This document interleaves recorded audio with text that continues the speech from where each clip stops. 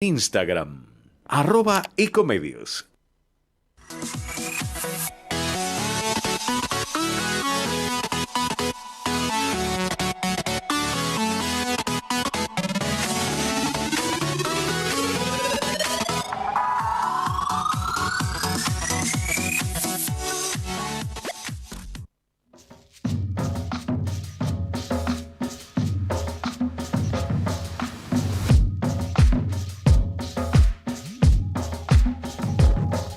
Muy buenas tardes, una nueva edición de Entre Ustedes y Nosotros para AM 1220. Los teléfonos son 4325-1220, 5254-2353, el contestador, WhatsApp 11 30 37 68 95 y la app móvil Ecomedios, web ecomedios.com. Hoy me acompaña acá, por ausencia de mi coequiper, socio y gran amigo Osvaldo Pérez San Martino, me acompaña Ezequiel Domínguez y Carlos Charlie Fiorentino, un community manager, y vamos a tener algún otro amigo nuestro del programa por los medios. No sé si será por Zoom o será por teléfono, por móvil. Así que le damos a todos las muy buenas tardes muchachos. Gracias, irreemplazable Osvaldo, igual le mandamos un saludo grande de acá. Me parece muy bien. Bueno, para empezar el programa, hoy vamos a tener algunos invitados, porque la situación económica y social y política del país está tomando un cariz, a mi juicio, muy, pero muy feo. Y lo digo con estas letras porque me parece que a esta altura del partido no hay que andar con eufemismos. Yo creo que este gobierno tiene serias dificultades y podemos estar en la antesala de un juicio político de una Asamblea Nacional. Esto lo digo para que tomemos real noción de lo que está pasando en el país. No es apocalíptico. Afortunadamente vivimos en democracia, afortunadamente, y gracias a Raúl Alfonsín, porque si hubiera ganado el peronismo con Luder, seguramente no hubiera pasado el juicio a la Junta, seguramente el partido militar seguiría estando a las puertas, al acecho, para poder dar un golpe de Estado. Afortunadamente, gracias a Raúl Alfonsín, con su juicio a los comandantes, desapareció el partido militar como factor de poder en la Argentina. Hoy el ejército responde al presidente de la República, pero por sobre todo, antes que responder al presidente de la República, a la Constitución Federal, al pacto que nos une a todos los argentinos. Y esa Constitución es muy sabia para prevenir situaciones que frente a una crisis institucional se pueden plantear dentro del marco del Estado de Derecho y de la República.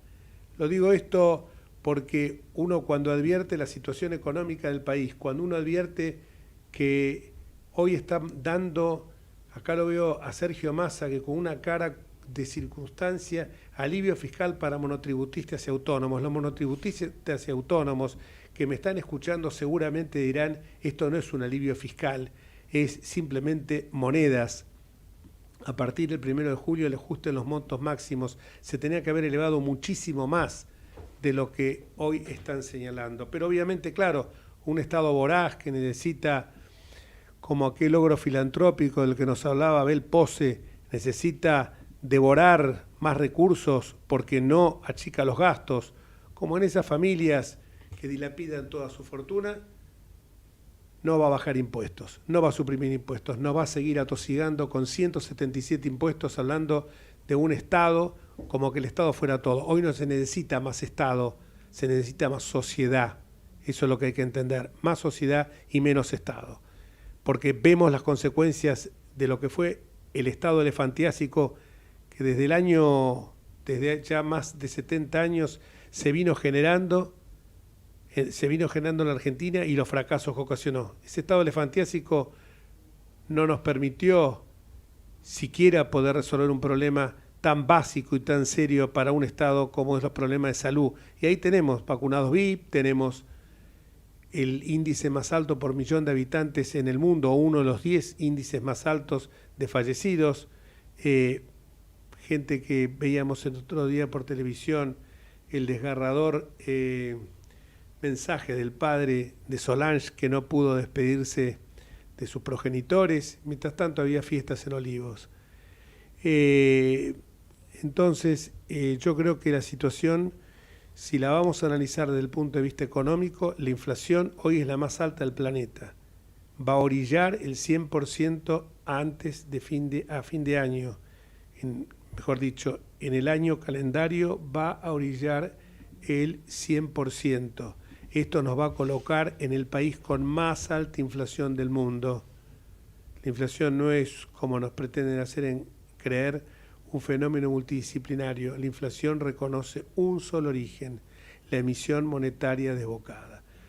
Y frente a eso lo que estamos viendo es que el gobierno no atina a encontrar, no atina porque no lo tiene, porque es un gobierno que se constituyó sobre la base exclusiva de la impunidad cristina, sus hijos cómplices del mayor latrocinio, me he cansado de repetirlo, que sufrió la nación argentina a través de la obra pública. Entonces, la realidad virtual en la que viven ellos es totalmente distinta a la realidad nuestra. Ellos están por la ampliación de la Corte, nosotros estamos por terminar con la pobreza. Ellos están por lograr la impunidad cristina, nosotros queremos bajar la inflación. Y todos sabemos cuál es el remedio. El remedio, como dije antes, pasa siempre en el marco del Estado de Derecho. Cuando un presidente es inepto para ocupar su cargo, la Constitución es sabia. Inhabilidad moral como causal para el juicio político. Esto no tiene que asustar ni llamarnos golpistas de ninguna manera. En la ciudad de Buenos Aires fue destituido un jefe de gobierno hace cerca de más de 15 años. Se llamaba Aníbal Ibarra. Fue destituido por ineptitud, por inhabilidad para desempeñar su cargo, porque no cumplía con el requisito básico de la Constitución Nacional, que señala que debe ser idóneo, artículo 16, para desempeñar ese cargo. Y si no lo es, está ese mecanismo, que no es un golpe institucional ni mucho menos. Golpe institucional es el que le dieron a Alfonsín cuando iban a Estados Unidos, Cavallo y compañía, a decir que el dólar siga por las nubes. O golpe institucional fue el que le quisieron dar después de las PASO a Mauricio Macri cuando hicieron un mecanismo semejante al que habían implementado con Raúl Alfonsín. Golpe institucional o golpe blando es el que le dieron a Fernando de la Rúa en concupiscencia sectores bonaerenses del peronismo con otras fuerzas políticas. Eso es un golpe institucional. Un juicio político no es un golpe institucional. Una asamblea legislativa como la que se formó en el 2001 no es un golpe institucional. Es actuar dentro del margen del Estado de Derecho. Vivimos en un país presidencialista. Si viviéramos en una democracia parlamentaria, sería distinto. En Italia, España, por citar algunos ejemplos, cuando se le retira la moción, se promueve una moción de censura y se le retira la confianza al primer ministro, el primer ministro renuncia y acá no ha pasado nada, no hay ningún golpe de Estado, hay un ajuste a los mecanismos que fija el Estado de Derecho. Afortunadamente, no tenemos necesidad porque hemos aprendido y tenemos cultura democrática. Y como decía antes, las Fuerzas Armadas están hoy subordinadas a la Constitución Nacional. Ya no hay más el peligro del partido militar. Y esto se relaciona también con lo que estamos viendo en estas horas, con el tema de, y disculpen, a lo mejor no pensaba decir esto, pero la verdad que lo siento, y es porque hoy he hablado con muchísima gente que está preguntando qué es lo que viene ahora, porque ya hemos perdido la noción de todo, hemos perdido la noción de lo que es tener una política internacional. La política internacional nuestra la dicta Maduro, el escándalo del avión, este avión que los uruguayos lo conocían el tema, es un avión que transportaba materiales que iban de Irán triangulados a Venezuela y después iba a Siria. Y como dijo hoy Miguel Ángel Toma, no me preocupa tanto lo que llevaba el avión, sino lo que sacó de la Argentina ese avión.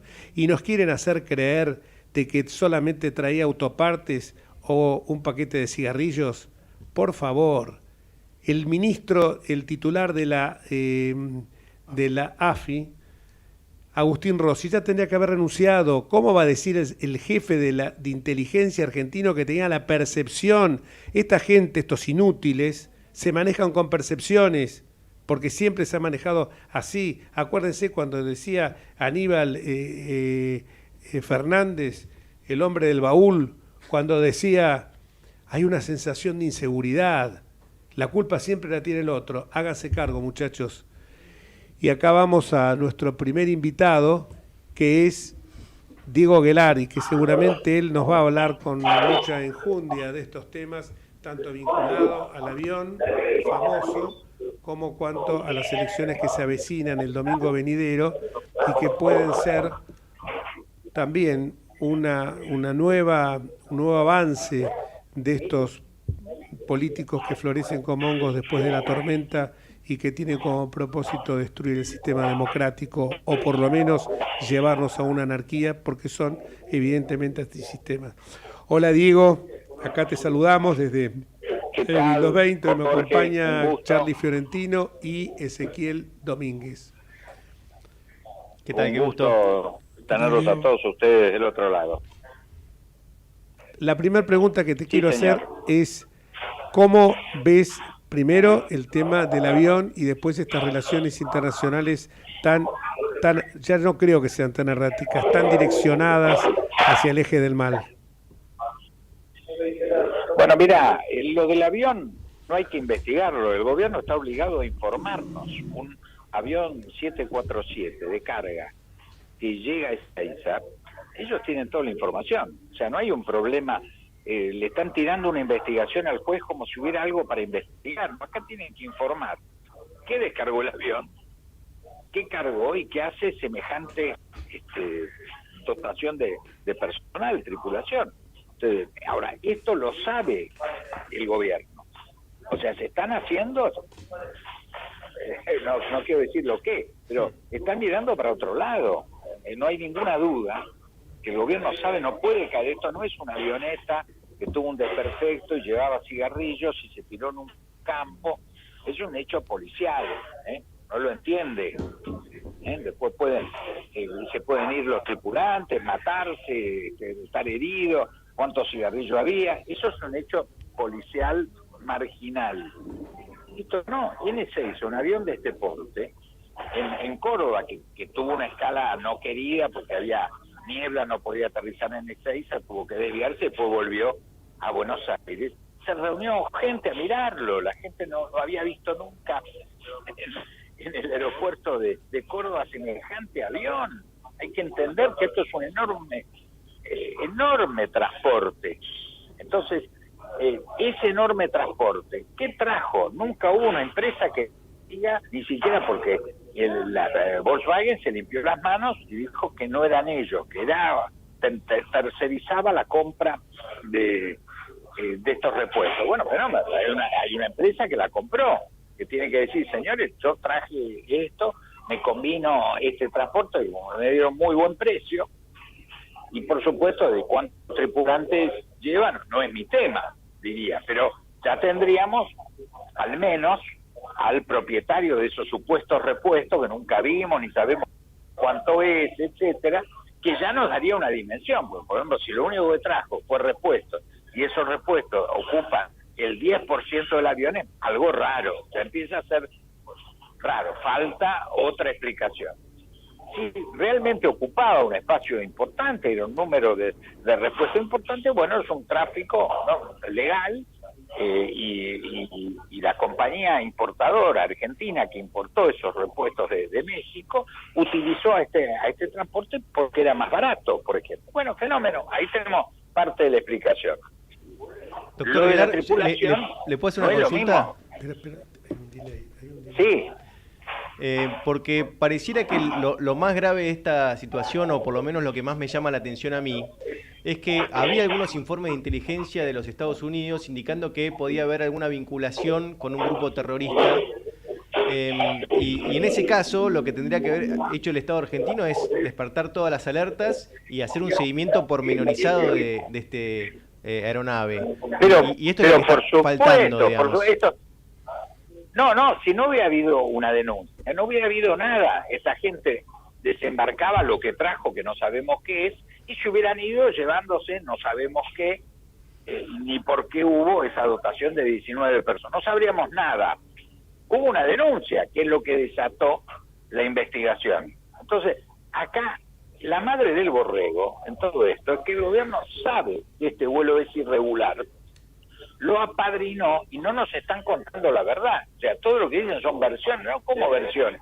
Señor, es muy claro, ellos saben, nosotros no sabemos, ustedes, yo, no sabemos ni la carga, vuelvo a decir, no apareció el comprador de esos supuestos repuestos, tendría que ya haber aparecido públicamente y decir, son tantas toneladas, estos son los repuestos, los traje por esta vía porque me convino, bueno, al menos ni eso tenemos.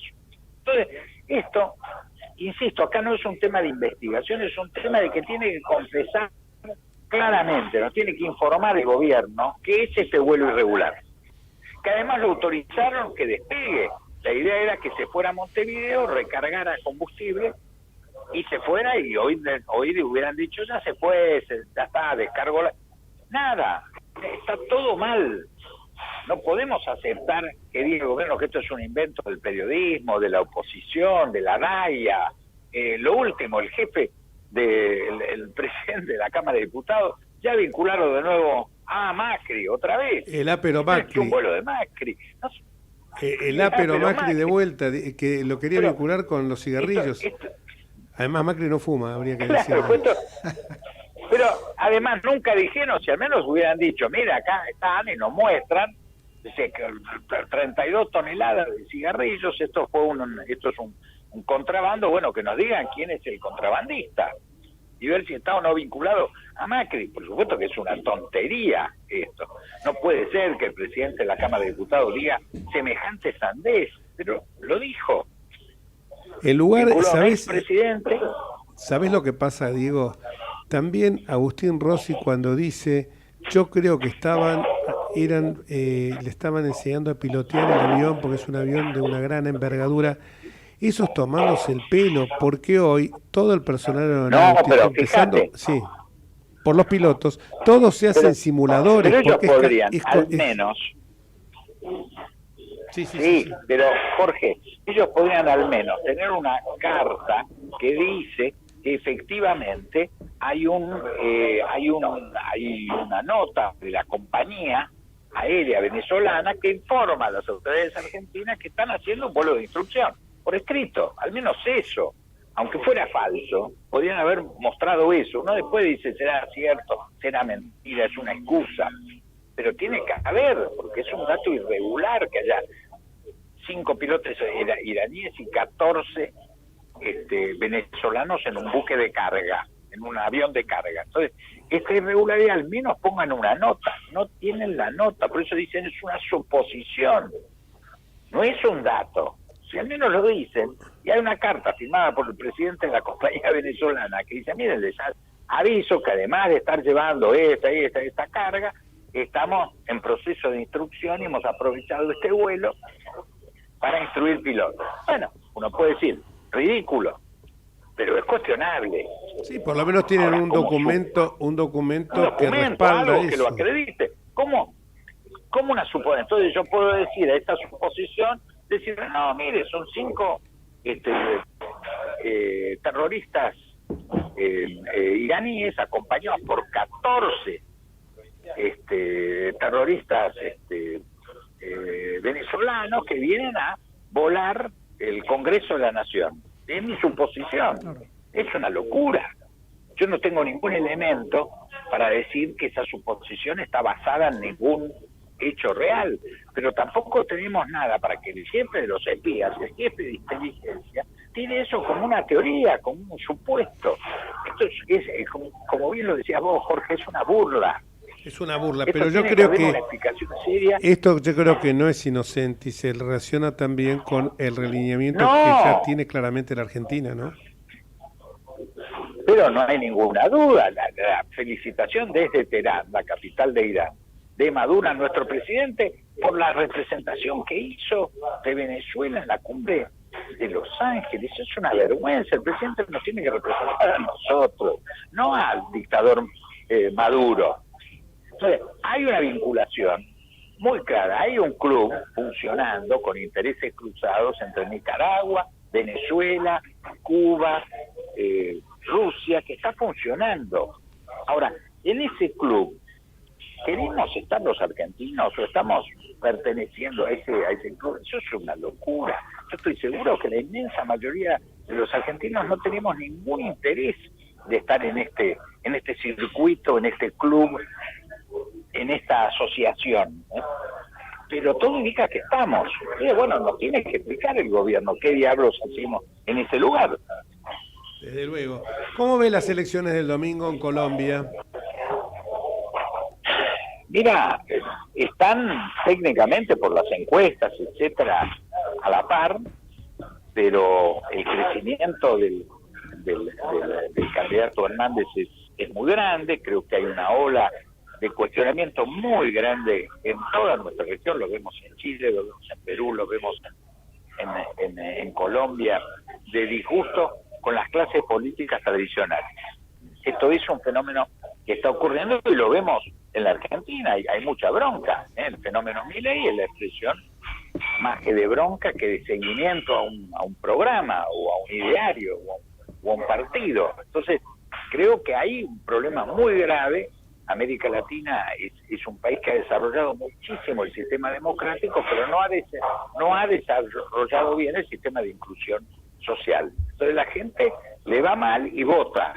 Y bueno, la combinación que a la gente le vaya mal y vota, no pueden esperar que encima la gente consienta administraciones que no le cuidan sus intereses. Entonces, yo creo que hay que entender este fenómeno y tiene que mejorar la calidad de las propuestas. Sin lugar a dudas, ¿no? Esto se va a transformar en una situación incendiaria en toda la región. Sí, ya vimos los casos de lo que le pasó también a Gabriel Boric en Chile, y eso que dentro de todo Gabriel Boric, a diferencia de lo que pasa en otros lugares del hemisferio, de América Latina, entendió y bueno, retrocedió un poco en estas políticas absurdas que estaba llevando a cabo con los Gualmapu y ahora también sí. El presidente Boric tiene mucho para cuidar. Chile tiene una inserción en comercio exterior muy importante, tiene un flujo de inversiones. Si no cuida eso ha tratado y está tratando de correr al centro, porque efectivamente si no se le va a hundir el país. Esto no hay ninguna duda. En la inestabilidad política en Perú todavía aguanta la inestabilidad política, pero sin lugar a duda la inestabilidad política se traduce después en fuga de capitales nacionales, falta de inversión extranjera, y eso al final, la madre del borrego es el índice de inversión. Cuando hay inversión, finalmente, como hay instituciones en todos nuestros países que garantizan que tenga que pagar impuestos, tenga que tomar personal, todo que haya justicia del trabajo, etcétera. Entonces, donde hay inversión hay progreso, donde no hay inversión se acaba el progreso. Al final todo, no hay que hacerse, a veces los economistas nos hacen las cosas difíciles de comprender, pero el índice de inversión indica el índice de confianza interno y externo. Seguro. Hoy nosotros no tenemos inversión, por eso un país donde cada entrada de dólar ya le roban al inversor la mitad del valor el día que entró al Banco Central ese dinero. Es lo mínimo que uno tiene que tener para tener credibilidad, es tener un tipo de cambio. Yo me acuerdo que en China, sistema teóricamente comunista, cualquier turista o empresario tiene un solo tipo de cambio, es así de claro. No se pueden cobrar impuestos a las exportaciones, nosotros necesitamos exportar mucho más.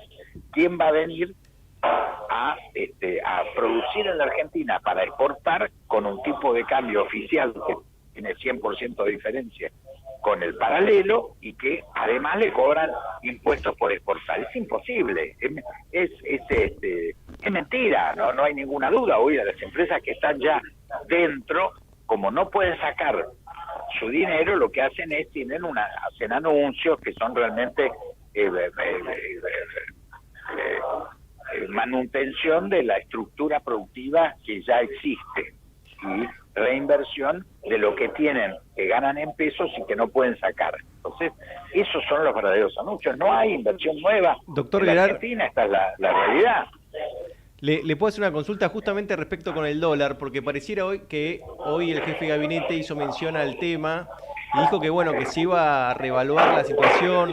Da la sensación de que están pensando que el modelo que estamos teniendo hoy ya está agotado y va a haber un viraje. ¿Usted lo ve así, que es posible este cambio o...? Pero es que no sabemos nada, no tenemos, es lo mismo que lo del avión. Hoy estamos sin rumbo. Es decir, estamos en la misma situación de indefensión, de falta de información, no sabemos lo que discuten, de repente dicen, se reunieron en la Casa Rosada, ¿qué diablo están haciendo? Comiendo pizza, no sabemos qué es lo que están decidiendo. Es decir, la falta de rumbo yo creo que hoy no tenemos un mal gobierno, tenemos un no gobierno, que es lo más grave que le puede pasar a un país, porque bueno o mal gobierno es un juicio de valor. Yo puedo pensar que el gobierno es bueno y ustedes pueden pensar que el gobierno es malo. Esa es una opinión, pero tiene que haber gobierno. Solo hemos vivido 8 años de presidencia de la señora Cristina, en la que yo no estuve de acuerdo con lo que hacía, pero nunca hubo un solo día de desgobierno. Seguro. Entonces, lo que pasa es hoy lo que tenemos es falta de gobierno, no es un buen o mal gobierno, no es un gobierno de izquierda o de derecha, populista o serio. No tenemos gobierno. Esto es gravísimo. Muchísimas gracias. Por favor, un gran gusto estar con ustedes. Muchísimas gracias, Diego. Un fuerte abrazo. Hasta luego. Abrazo para ustedes. Y vamos a la tanda. Ecomedios.com AM1220. Estamos con vos. Estamos en vos. Estamos llenos de historias verticales. Girá tu celular. En Catamarca tenés algo distinto para contar. Girá, girá, no te pierdas de nada. Vení a contar una historia distinta.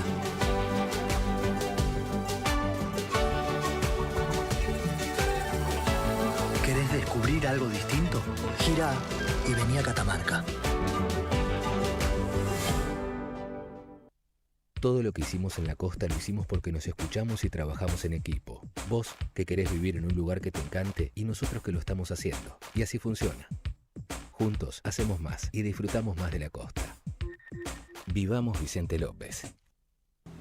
La Posada Morada dos Ventos te espera en Pipa, la mejor playa del nordeste de Brasil.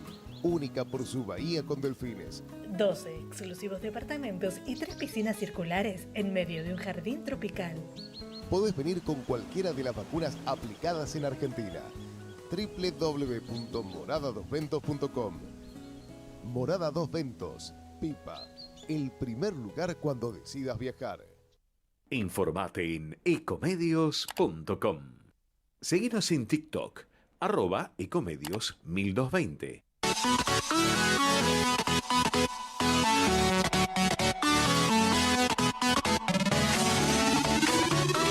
Escribanos en tu ciudad. Nuestro consejo es prevenir problemas. Colegio de Escribanos de la Ciudad de Buenos Aires. Consejo Federal del Notariado Argentino. El Colegio Profesional Inmobiliario auspicia este programa. Colegio Profesional Inmobiliario, cada vez más profesionales. ¿Conocés los planes de salud de Andar, la obra social de los viajantes vendedores? Planes para empleados en relación de dependencia, monotributistas y particulares. Solicita un asesor comercial al 0810-345-0184.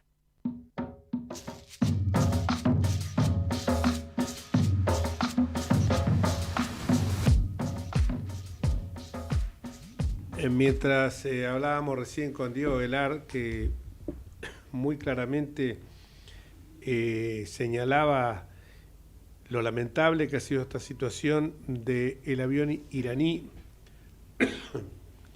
todas esta suerte de mentiras, de sensaciones, de sensaciones que siempre, de percepciones que siempre enarbola como excusas un gobierno que no se hace cargo de los problemas.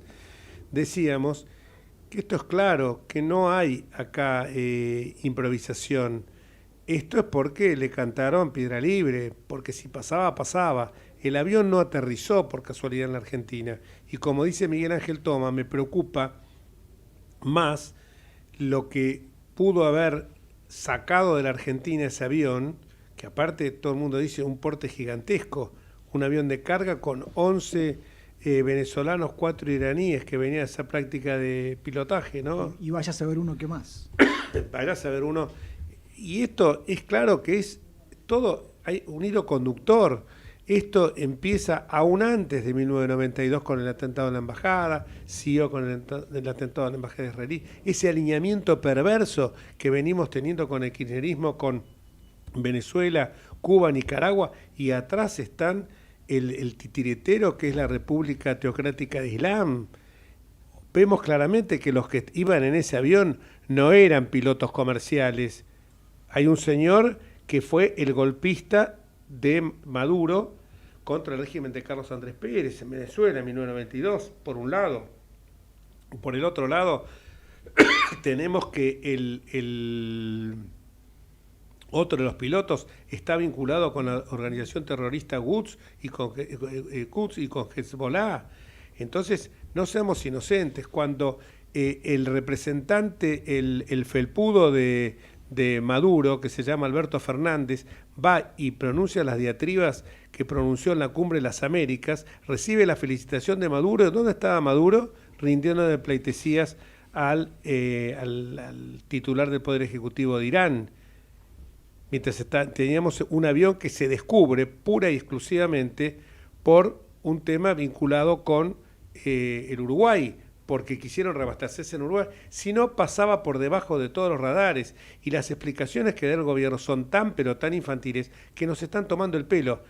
Pero yo digo, nos están tomando el pelo y nos están llevando al cadalso con este lineamiento internacional que nos quieren imponer. Yo creo que tenemos que hacernos escuchar, porque esto, lo que pasó, es muy grave.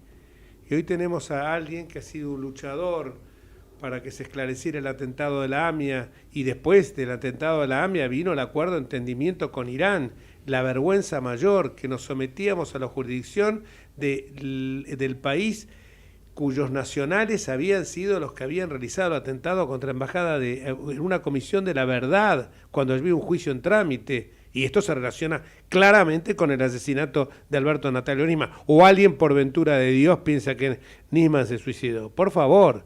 Entonces, cuando uno ve todo esto y ve que en los estertores de este kirchnerismo declinante, hoy disfrazado de albertismo, como se quiera llamar, aparecen estas cosas, las dos preocupaciones, el alineamiento internacional con el eje del mal y por el otro lado la impunidad de Cristina. Esto está muy claro. Mientras tanto, tiran fulito para la tribuna, como digo yo, como el alivio fiscal para monotributistas y autónomos, que seguramente a quien vamos a entrevistar, que además de todo es uno de los mejores contadores que están así calificados en la Argentina, sabe que esto es pura y exclusivamente un fuego de artificio. Y ya lo presento, se trata de Luis Chichesky, una de las personas que más ha trabajado para el esclarecimiento del atentado de la AMIA, que viene bregando incansablemente, que tuvo, porque el dolor le golpeó muy fuerte con la pérdida de una hija en esa masacre, como fue lo de la AMIA, se sobrepuso a ello de algo que se sobrepuso, digo, de una manera absolutamente metafórica, pero no perdió la fuerza para seguir bregando por esto. Y me imagino en estas horas cómo estarás viviendo esto, que parecería una nueva ofensa a la memoria de quienes fueron asesinados en AMIA. ¿Qué tal, Luis? ¿Cómo andás? Después te hago la pregunta de contador. ¿Estás muteado, Luis? A ver, ahora sí. Segundo. ¿Ahora me escuchan? Perfecto. Acá estoy en el piso con Ezequiel Domínguez y Carlos Fiorentino. ¿Qué tal, un gusto?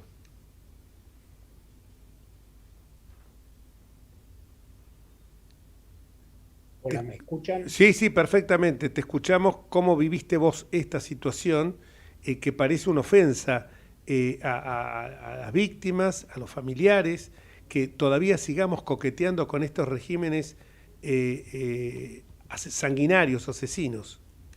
Sí, evidentemente acá estamos hablando de un tema absolutamente superador de de los tironeos políticos, el tema del terrorismo debería estar por encima de lo que son las actuaciones de tipo político, de esta vereda, de la otra vereda. A mí me parece que con lo que nos pasó y con la historia que tiene la Argentina, creo que el tema terrorismo debía ser analizado y vinculado de otra manera.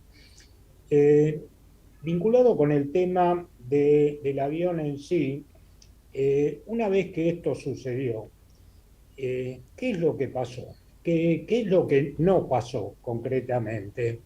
Nosotros tenemos acá una historia, como decía recién, demasiado trágica, vinculado con atentados terroristas, y lo que yo enseguida pude percibir es que cuando esto se disparó, sea por la causa que sea por el, digamos, porque alguien se dio cuenta o por lo que pasó, no se activaron o no existe dentro del gobierno una activación que sea superadora del tema. Acá hay un tema probable de terrorismo. Puede ser que sí, puede ser que no. Pero cuando se activa una situación de esta naturaleza, existe un organismo coordinador que coordina todos los, digamos, todos los que tienen que actuar vinculados con el Estado. Obviamente eso no se dio. Y si no se dio, estamos de vuelta en el mismo tema que pasó con el tema del atentado, viendo qué organismo actuó al principio, qué organismo actuó bien, qué organismo actuó mal, qué organismo estaba distraído y actuó a los 2 días. Y todo eso me parece que es de una preocupación inusitada, independientemente de cómo se haya actuado después. No puede ser que Migraciones, porque está en Ezeiza y le costó bastante poco llegar hasta el avión, o la Policía Federal, que fue llamada y apareció a unas cuantas horas, y sobre todo los servicios de inteligencia que aparecieron a los 2 días. ¿Puede suceder algo así?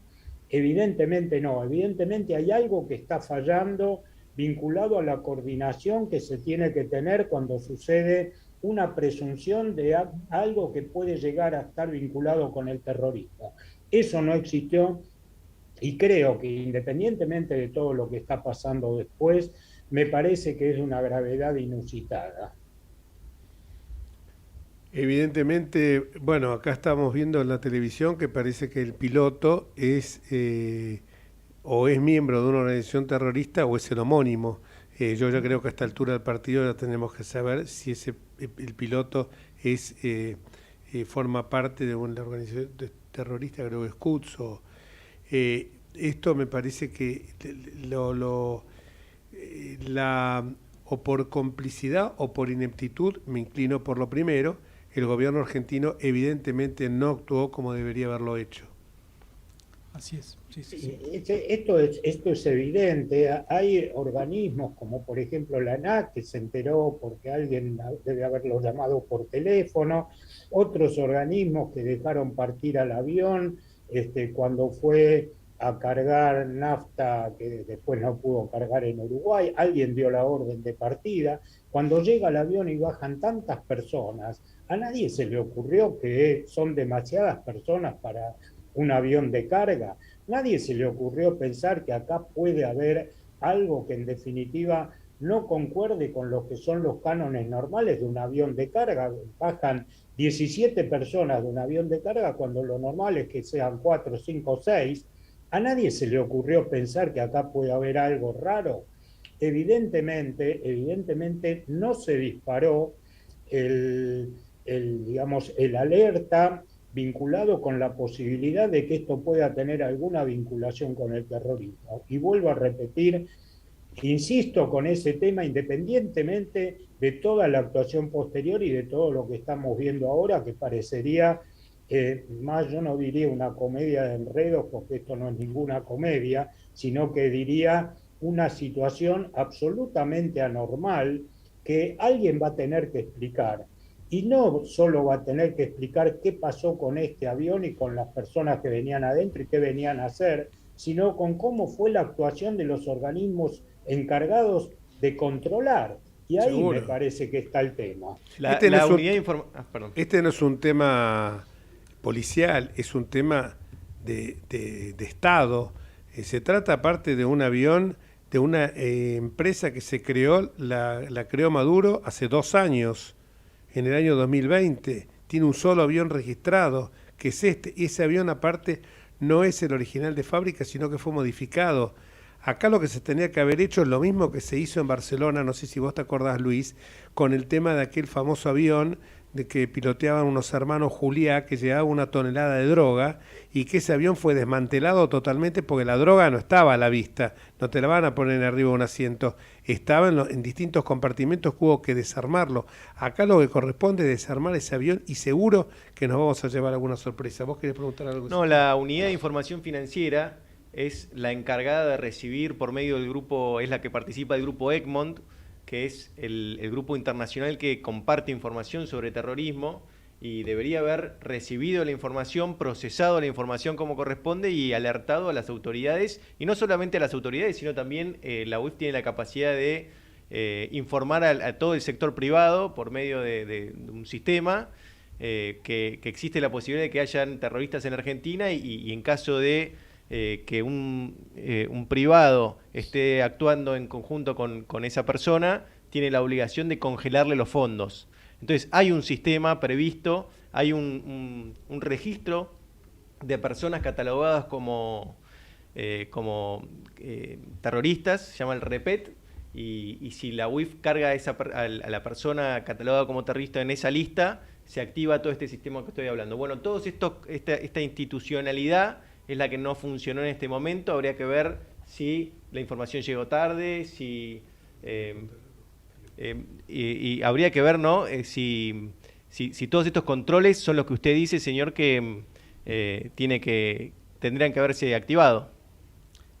Mire, yo les quiero hacer recordar un episodio que sucedió antes del atentado a la AMIA y que hoy ya lo tenemos olvidado. Hubo una persona, un brasilero, que estaba en Milán y que fue al consulado argentino de Milán. Evidentemente el brasilero, se tiene que dar cuenta que era un topo de los organismos de seguridad brasileros.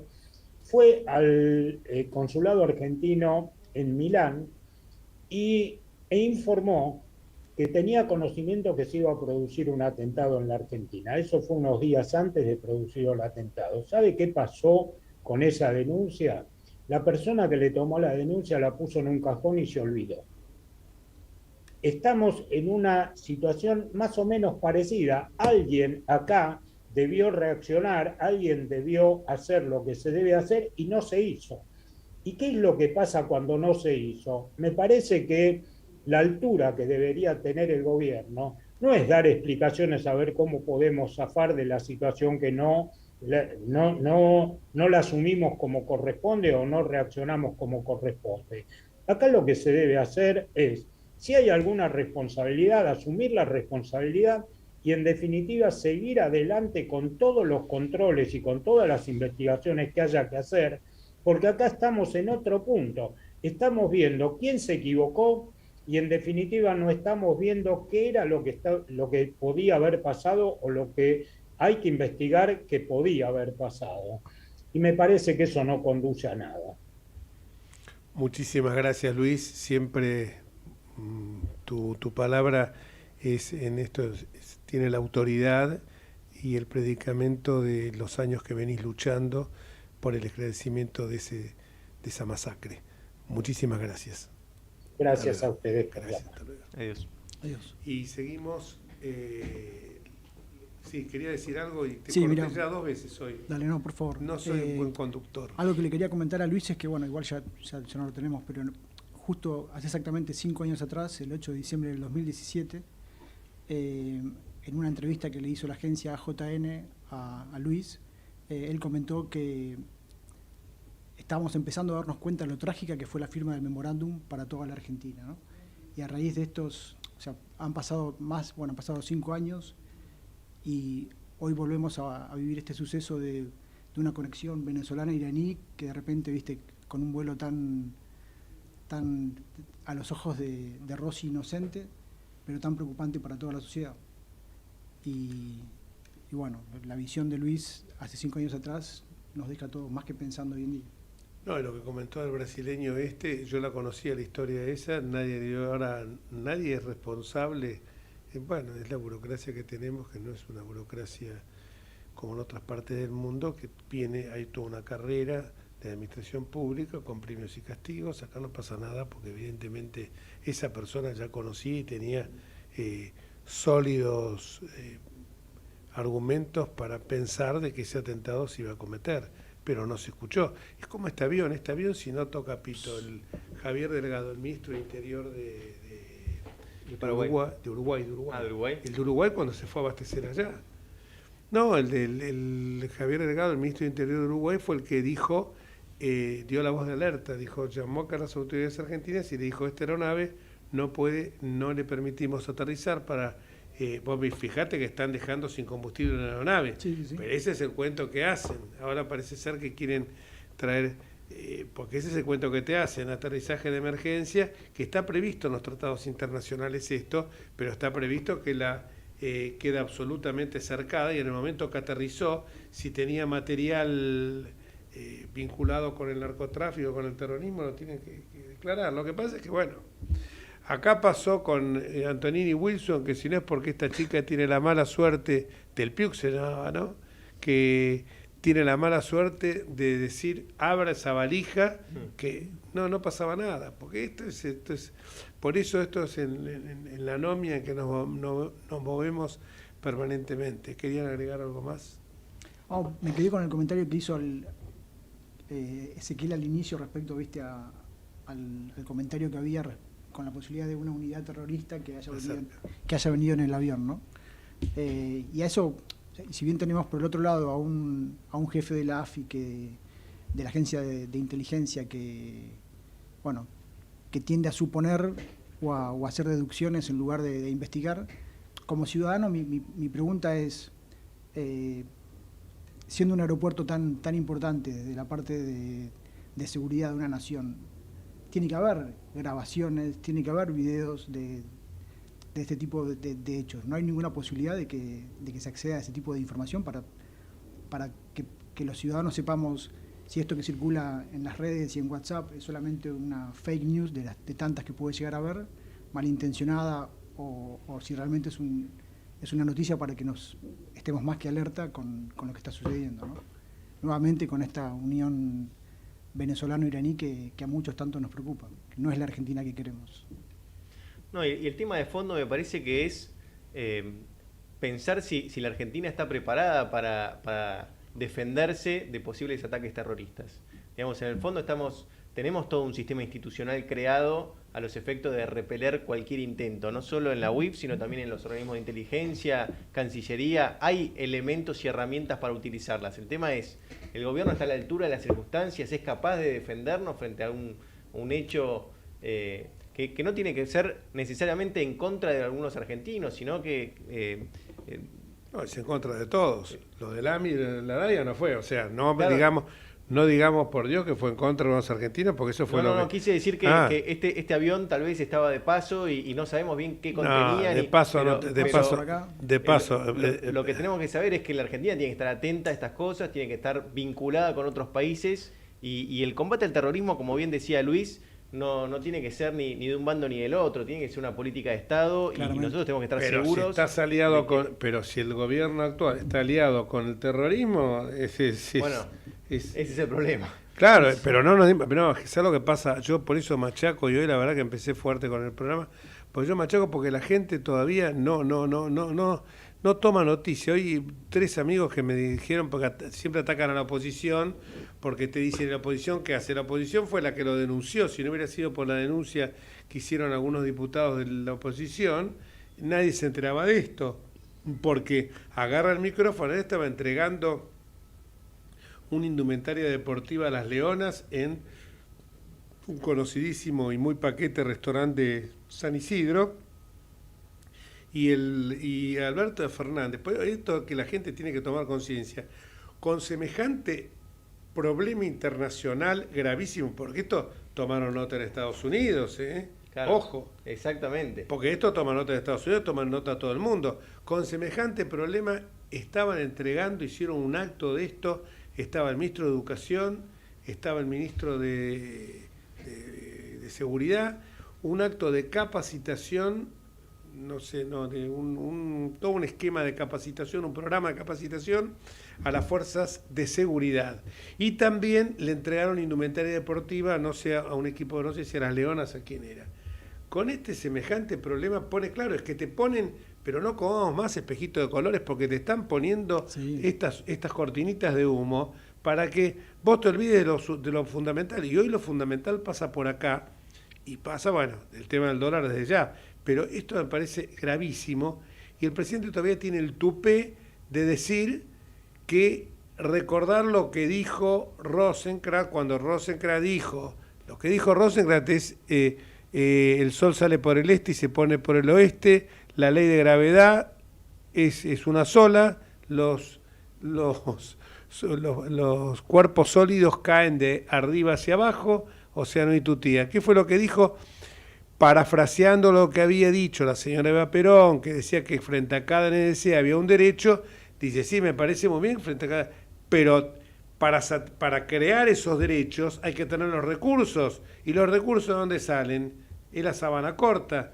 Me tapo la nariz, pero los pies me quedan al aire, me tapo los pies, me quedan la nariz al aire. Esto es lo que la gente no logra entender, y nadie se pone a pensar de que las grandes reformas, nadie quiere pagar el costo político de las reformas que hay que hacer, la reforma laboral, la reforma tributaria, la reforma del Estado, la reforma previsional, la reforma sindical, son todas reformas que hay que hacer. Ahora, si pensamos que la reforma de la justicia es ampliando la Corte y no mejorando los sistemas procesales hoy vigentes, mayor oralidad, concentración de los actos para no generar un dispendio de actividad administrativa, celeridad en las decisiones. Si no pensamos solamente, estamos obnubilados con el tema de la impunidad de Cristina, así no va el tema.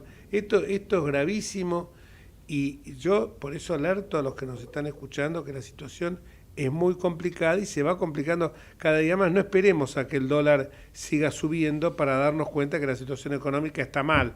Vamos al supermercado y lo que ayer pagábamos 100 pesos, hoy lo estábamos pagando 120 o 130. Y mañana será 150 o 160. Y no le echemos la culpa, por favor, ya lo dije en el programa anterior, yo estuve en España. En España la inflación del 10% anual, no le están echando la culpa a la guerra. Acá nosotros le echamos todo, siempre la culpa la tiene la guerra. Pero Macri, cuando apareció pero Macri de Massa, sin nombrarlo, porque ya claro, les da vergüenza, cuando ya apareció ese pero Macri, yo digo, pero son desfachatados.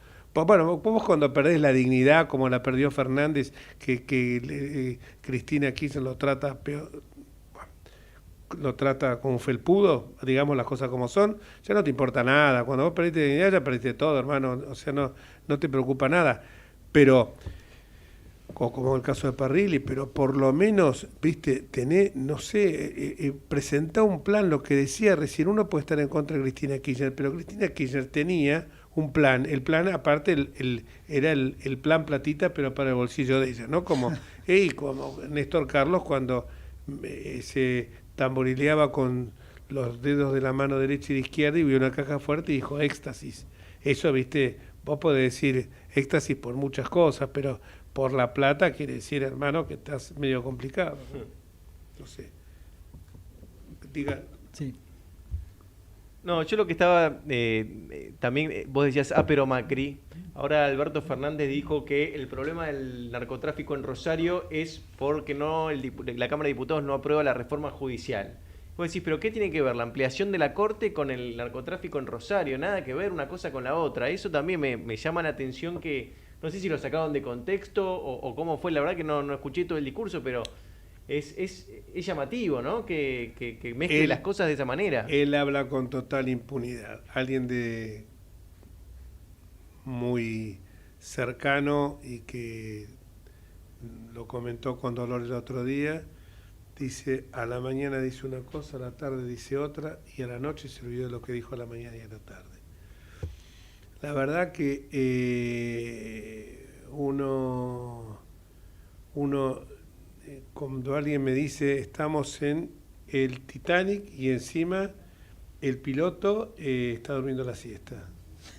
O sea, es una cosa, quien tiene que el capitán del barco está durmiendo la siesta o está, no sé, tomando vino. La verdad es una cosa que es increíble. Ellos creen la reforma judicial que se soluciona con la ampliación de la Corte. Bueno, ya hemos dicho, el tema de la Corte es otra locura, pero están insistiendo con eso.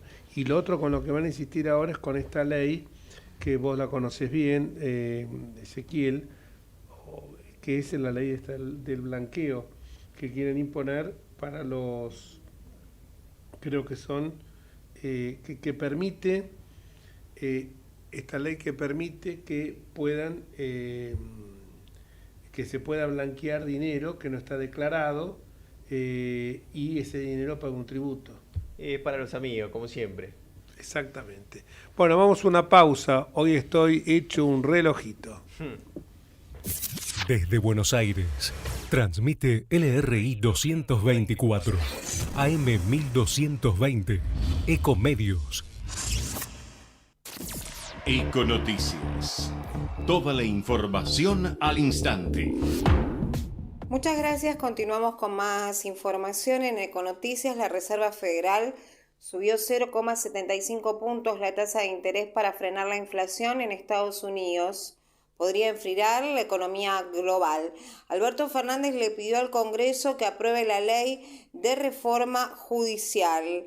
Esto lo hizo el presidente el día de hoy en Santa Fe. Escuchamos brevemente lo que decía Alberto Fernández en ese momento. Mandé una ley de reforma de la justicia federal que el Senado trató y la Cámara de Diputados no quiso tratar, con el argumento de que supuestamente esa ley buscaba la impunidad de alguien.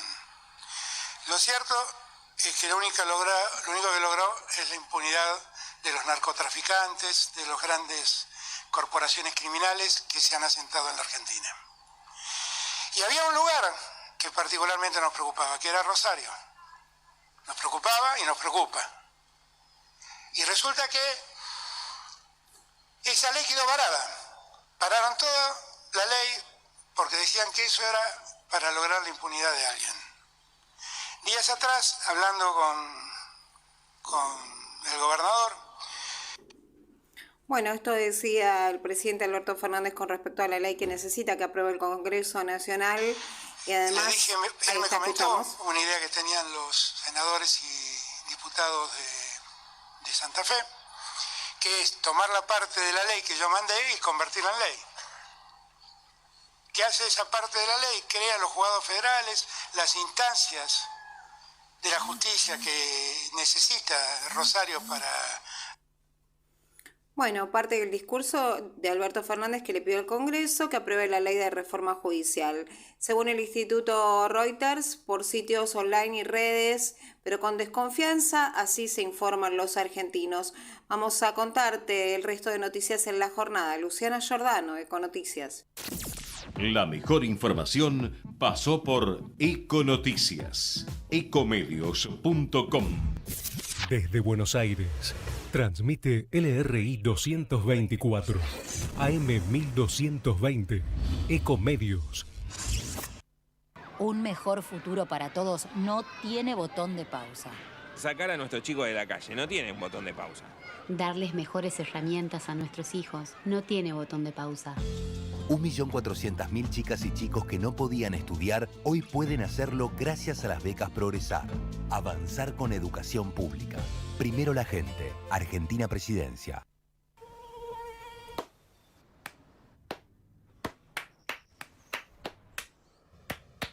No aplaudamos al mosquito, combatámoslo en serio. Para combatir el dengue, el zika y el chikungunya, evitemos que los mosquitos piquen y se reproduzcan. Usemos repelentes, coloquemos tules en la cuna de los bebés y demos vuelta a contenedores para que no se acumule el agua. Si tenés fiebre alta, dolor de cabeza y dolor muscular, no te automediques y acudí al médico. Encontrá más información en argentina.gov.ar. Argentina Unida, Ministerio de Salud, Argentina Presidencia. El crecimiento no tiene botón de pausa. La industria argentina no tiene botón de pausa. Las exportaciones no tienen botón de pausa. Por primera vez en mucho tiempo, las exportaciones de las manufacturas del campo crecieron más que los de productos primarios. Avanzar con valor agregado. Primero, la gente. Argentina Presidencia. Los y las guardias de seguridad del Banco Nación, que siempre les dijimos no usen sus celulares, ahora queremos que los usen. Sí, bájense la app BNA+. No hagan filas en el banco, hagan transferencias desde el sillón, carguen la SUBE desde el celular y vayan a visitar a la tía. Pónganse alias graciosos. Con la app BNA+, tenés todo el banco en tu celular. Mucho más fácil, rápido y sin moverte de donde estés. BNA+. Todo es más fácil. Banco Nación. Informate en ecomedios.com.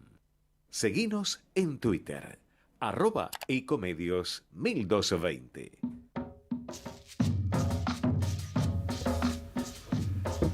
Escuchábamos atentamente el noticiero y bueno, y vemos también la televisión que tenemos acá en un canal de noticias y dos comentarios para hacer. Uno es AMLO, el presidente de México, parece que fue un furcio, pero estos son furcios que los traiciona el subconsciente. Dijo, un gobierno sin corrupción no sirve para nada. No sé cuál habrá sido el furcio.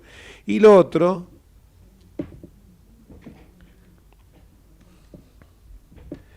es que tenemos acá un gran amigo que es el senador por la provincia de Córdoba, Luis Juez, alguien que fue realmente el candidato para ir al Consejo de la Magistratura y como él dijo bien, no es por una cuestión personal, es por el grave daño que se comete a las instituciones cuando se le niega a alguien que legítimamente le corresponde acceder a un cargo por el que ha sido votado.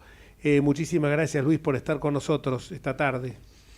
Hola, Jorge, ¿cómo va? ¿Cómo está? Bien, muy bien. Bueno, preocupado por todo lo que está pasando en el país, pero básicamente, bueno, el avión iraní, el tema del desastre económico que estamos viendo, la alineación esta estratégica con el eje del mal, y en el caso concreto tuyo es el pisoteo a las instituciones. Una breve reflexión sobre cada uno de estos temas. No, hay un hilo conductor. La verdad que estamos frente a un gobierno verdaderamente de incapaces, de inútiles. Ya ni siquiera solamente son corruptos, sino son, aparte de corruptos, son unos verdaderos inútiles, ¿no? Todo lo que lo hacen con un altísimo nivel de desconocimiento, de inteligencia, de capacidad. Y bueno, esto evidentemente se nota en cada actividad. O sea, podemos cruzar transversalmente cada uno de los acontecimientos que vos señalás y te vas a dar cuenta que hay un nivel de impericia para tomar decisiones realmente, verdaderamente humillante, ¿no? Esta trapisonda que se mandó Cristina con dividir el bloque e impedir que quien había sido legítimamente designado pudiera acceder al Consejo de la Magistratura y que vos has judicializado, ¿en qué instancia se encuentra actualmente, Luis? Bueno, ayer la Cámara Contencioso Administrativo habilitó el recurso extraordinario para ir a la Corte, pero bueno, comparado con los problemas que tiene la Argentina es un tema menor, pero es un tema de alta trascendencia institucional desde el punto de vista que genera un precedente horrible, nada más que eso, ¿no? Vos lo dijiste bien en una comida que tuvimos hace unos días, hace un mes atrás, donde dijiste, no es grave lo que me han hecho a mí, pero no porque me lo hicieron a mí, Luis Juez, porque incluso más, en un cargo que yo no lo había querido, me honraba, pero no era algo que yo hubiera buscado. Máxime, sobre todo porque tenés la posibilidad el año que viene de ser gobernador de la provincia de Córdoba. Pero dijiste algo muy sensato, esto se puede replicar en distintos organismos que requieren el acuerdo del Senado para su integración. Sí, claramente. Si el gobierno logra que esta mecánica, esta metodología se instale, vamos a tener dificultades muy profundas, porque claramente se instala una mecánica de arrebato, de torpeza. Bueno, esperemos que la Corte entienda de que esta forma de querer manejar las cosas por el antojo del que tiene el poder, así rompe cualquier regla de juego. Lo último, ¿qué opinas de unas declaraciones que hizo hoy en Rosario, creo, en Santa Fe, mejor dicho, el presidente de la República diciendo que la culpa de que haya narcotráfico te lo digo sucintamente, en la provincia de Santa Fe, es de los diputados que no han votado la reforma judicial, cuando sabemos que la reforma judicial tiene un solo nombre, la impunidad cristina, ¿no? Y bueno, pero ¿qué podés esperar del presidente? Es tan mediocre todo lo que hace, lo que dice, la forma que lo plantea, es tan torpe, tan burdo que yo lamento que un tipo se le vaya a reír a los santafesinos en la cara. Están viviendo la tragedia narco producto de la incompetencia de sus propias autoridades, de su propia dirigencia, pero también de la ausencia del gobierno nacional. Claramente no hay una política del Estado Nacional para lidiar sobre estas cuestiones. No está claramente coordinada las fuerzas federales. Cuando se intentó hacerlo, los mismos gobiernos locales también lo resistieron. Así que bueno, pero es una apreciación realmente de un tipo terriblemente mediocre como el presidente que tenemos, así que no puedo esperar otra cosa. Gracias por los minutos que nos dispensaste. Bueno, sabemos perdón, que Jorge, me agarraste justo en reunión de comisión. Ya sé, pero te agradezco muchísimo. No, un fuerte abrazo. Para mí un honor. Que tengas un lindo... El honor es mío, Luis, por Dios. Un abrazo, querido. Un abrazo grande, buen fin de semana, hasta luego. Gracias igualmente. Bueno, hemos tenido esta charlita breve, pero siempre muy contundente y muy certero los comentarios de Luis. Y lo de AMLO ya lo habíamos comentado, un gobierno sin corrupción no sirve para nada. Yo la verdad, te digo, la capacidad de asombro ya la he perdido. Igualmente, perdóname, sí. Respecto al comentario de AMLO, él dice que un gobierno sin corrupción no sirve para nada. En Argentina hay gobierno con mucha corrupción. ¿Y para qué nos sirve?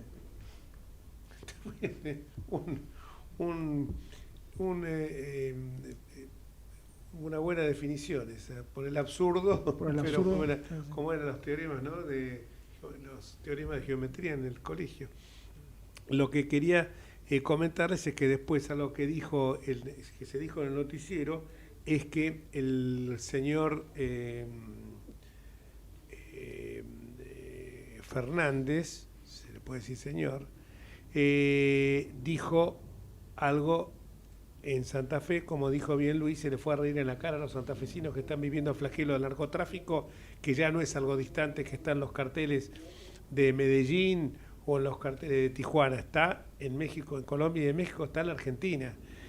Y yo me pregunto, ¿dónde está una senadora Fernández Sagasti, que cuando integrábamos la Comisión de Implementación del Código Procesal Penal Federal, que con éxito ayudó a combatir el narcotráfico en 2 provincias, Justicia Federal estoy hablando, en 2 provincias, Salta y Jujuy, se iba a implementar en Mendoza, su provincia, y en Santa Fe? ¿Por qué lo frenó? ¿Qué oscuros intereses se mueven atrás de todo esto? Evidentemente Mendoza no quería porque es su terruño y donde aspira desesperadamente a ser en algún momento gobernadora. Y el Rosario porque evidentemente no quiso porque no es por la reforma judicial con la que se va a combatir y creando más o poniendo más ministros de la Corte que se va a solucionar el tema del narcotráfico. Ese Código Procesal Penal Federal que pasa a un fuerte predominio a través del sistema acusatorio a que el dueño de la acción sea el fiscal, es justamente el que exitosamente se implementó en Salta y Jujuy y terminó con el narcotráfico en forma sensible, que también tiene que haber un respaldo del gobierno nacional, porque todo eso se hizo porque hubo una ministra, Patricia Bullrich, que supo coordinar a las fuerzas federales, las fuerzas provinciales en la lucha contra el narcotráfico. Obviamente también en los lugares donde había una justicia, donde funcionaba con un Código Procesal Penal Federal. Acá no hace falta cambiar nombres, señor Fernández, hace falta implementar normas que consagren eso que yo estaba diciendo de los principios de celeridad, inmediatez y concentración de los actos procesales. Eso y oralidad. Eso son justamente lo que requiere una reforma judicial y no ampliar ni los miembros de Comodoro Pi de la Justicia Criminal y Correccional Federal, ni tampoco la Corte Suprema. No, y además hay otro tema que yo creo que es válido que el presidente de la Nación le pida a los diputados alguna ley, está dentro de lo que puede hacer un presidente y está bien. Ahora lo que no puede pasar es que el presidente de la Nación, teniendo todo el Ministerio de Seguridad a su cargo, el Ejército, o sea, hay un montón de cosas que se pueden hacer, además de modificaciones legales. Y no vemos que el presidente esté usando su poder político para aplicar más policía, tomar nuevas estrategias, coordinar, como vos decías, con las autoridades locales una estrategia de intervención en el territorio. Es decir, mientras le pida al Congreso alguna ley, podría estar aplicando un plan de seguridad específico, aunque sea con un título, un plan 2023 de seguridad en la provincia, no sé, algo que muestre que hay una voluntad política de juntarse. Hace poco, la Corte Suprema de Justicia por lo menos tuvo bueno, creo que el buen tino de ir a Rosario, a hacer un acto homenaje a todos los jueces que trabajan ahí, apoyar la tarea que están haciendo, es decir, el Poder Judicial está mostrando un interés por el tema, y el Poder Ejecutivo tendría que tener alguna herramienta como para decir, bueno, yo acompaño a la Corte en este tema que es urgente. Muy certero tu comentario, Ezequiel, y rescato dos cosas que dijiste. Nuevas estrategias. Me parece impecable. No existen hoy. Y el otro que dijiste, hablaste que a lo mejor algunos se podría llegar a escandalizar. Porque ¿qué dijo Ezequiel? Habló de las fuerzas de seguridad y mencionó el ejército. Cuando las fuerzas de seguridad son sobrepasadas, se aplican también, se requiere el ejército, la intervención del ejército. Cuando tenés un Estado narco dentro del propio Estado, lo tenés que defender, y esa función no es solamente de fronteras para afuera que pueden intervenir las Fuerzas Armadas. Obviamente no tienen que incurrir en temas de seguridad interior, pero cuando se trata de una agresión externa como es el narcoterrorismo, ahí tienen que intervenir, porque intervienen en otras partes del mundo. Vos estás en Roma y en Roma dicen los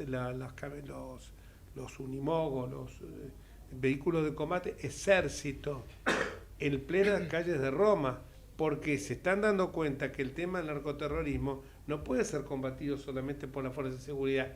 En Brasil, no con Bolsonaro, sino con Lula y con Dilma, el ejército entraba en las favelas para combatir el narcoterrorismo, por el armamento que tienen y por la capacitación que tienen las Fuerzas Armadas frente a un enemigo que está mejor incluso dotado de recursos que las Fuerzas Armadas. Por eso lo que dijiste vos me pareció muy sensato y que lo quería remarcar, porque a veces uno dice, bueno, que primero está permitido que acompañen logísticamente, pero después también cuando llega el momento y la ley de derribo de los aviones que se quiso implementar y que se dijo, no, es un horror que esto que el otro.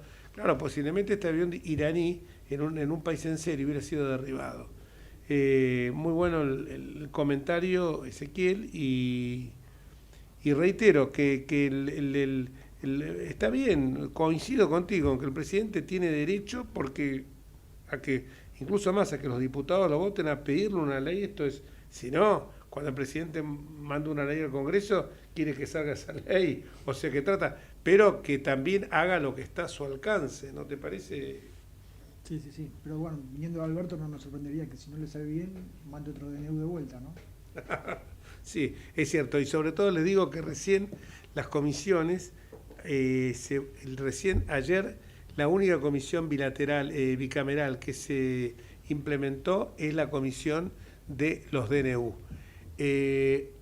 Me gustaría tocar algún otro tema que ustedes puedan hacer. No sé si vamos a tocar el tema fake news, y ya que estamos con ese tema, si lo vamos a tocar, te damos la palabra, Charlie. Les aclaro que el señor Charlie Fiorentino es un destacadísimo community manager, ¿se dice? Sí, yo te diría que más me especializo más en la parte de content manager dentro de lo que es el tema de redes sociales. ¿Qué es content manager? El content manager hace mayor foco en el tema de contenido y no tanto en la interacción con quienes participan. En realidad todo lo que es redes es muy amplio y el media y el community management el community manager tiene un rol clave, ¿no? En cuanto a lo que hace con la interacción uno a uno con todos los que participan. En el content lo que le das precisamente valores es a la previa del posteo, es al hecho, viste, de el contenido que vas a subir, el contenido que vas a publicar, las imágenes que vas a seleccionar, teniendo en cuenta si hay un mensaje fuerte a comunicar,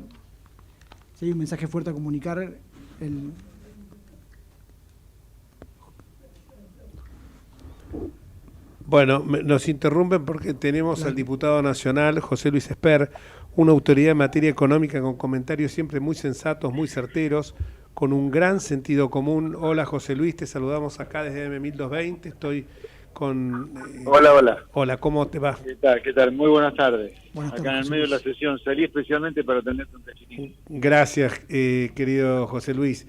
Contanos un poquito qué es el contenido de esta ley que se votó, que eleva, y me parece que con bastante avaricia, el monto mínimo para pagar el monotributo.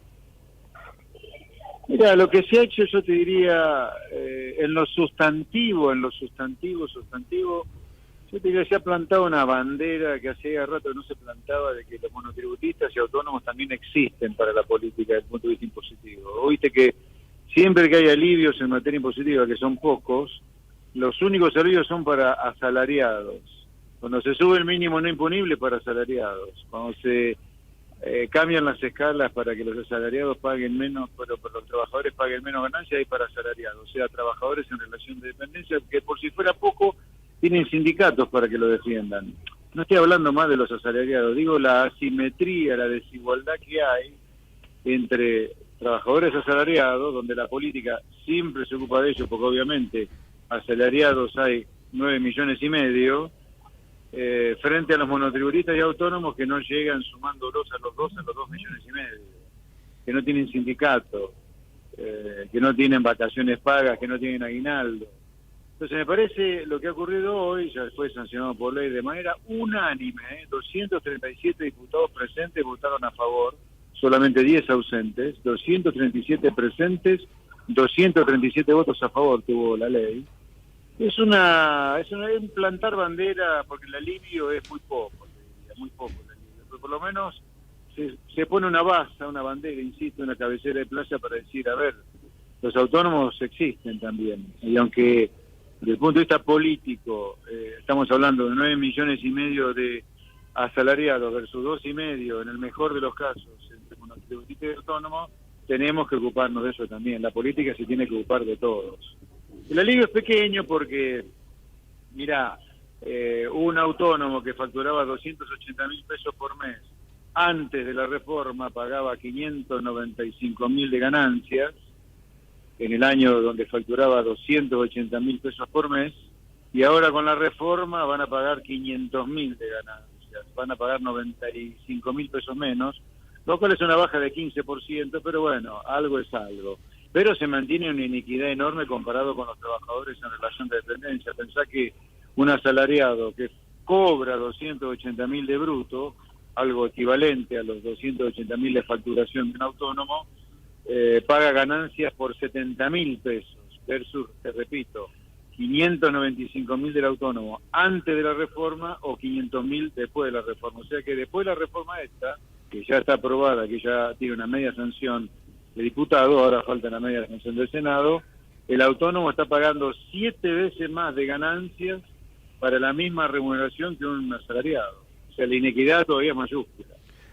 Esto justamente nos llevaba, cuando yo hasta diciembre del año pasado ocupé una banca de diputado, juntamente nos llevaba a que con Luciano Laspina, con Luis Pastori, con Cacase, con Alejandro Cacase, bregáramos, y fue predicar en el desierto, para que se visibilizara a los autónomos y a los monotributistas. Claro, y celebro que esto se haya hecho ahora. Se ve que las nuevas voces, Ricardo, vos, Martín Tetaz, Frigerio, bueno, acompañando a los muchachos que siguen, Luciano y Alejandro, se han escuchado, ¿no? Sí, yo creo que acá, sin voces de sentido común como las nuestras, sin voces liberales, esto no hubiera ocurrido. Esto es un gran triunfo para nosotros los liberales, los que defendemos el sentido común. Lo que está pasando, lo poco bueno que pasa en el Congreso, te diría, viene por lo que nosotros representamos en la sociedad. No viene por los votos que tenemos, porque somos 5 gatos locos, pero evidentemente la gente, la sociedad está empujando a que las grandes mayorías estén cada vez más cerca de lo que nosotros pensamos y sentimos, ¿no? Estamos muy felices, la verdad. ¿Vos crees que este cambio de clima que se ha experimentado a partir de la gente que ya toma razón, ya está haciéndose carne esto, que con los planes con los planes sociales es pan para hoy, hambre para mañana, que no permiten el esfuerzo, el mérito, como el trabajo que tanto dignifica. Es este clima, este cambio de clima de época que se está dando, va a permitir que un futuro gobierno pueda encarar las reformas de fondo laboral, sindical, tributaria, previsional, que no nos animamos a hacer siempre porque decimos no, vamos a ir con el gradualismo nos ha conducido a todo esto. ¿Vos pensás que el próximo gobierno va a tener realmente la decisión de poder hacerlo porque hay un clima ya en la sociedad, está enraizándose estos conceptos?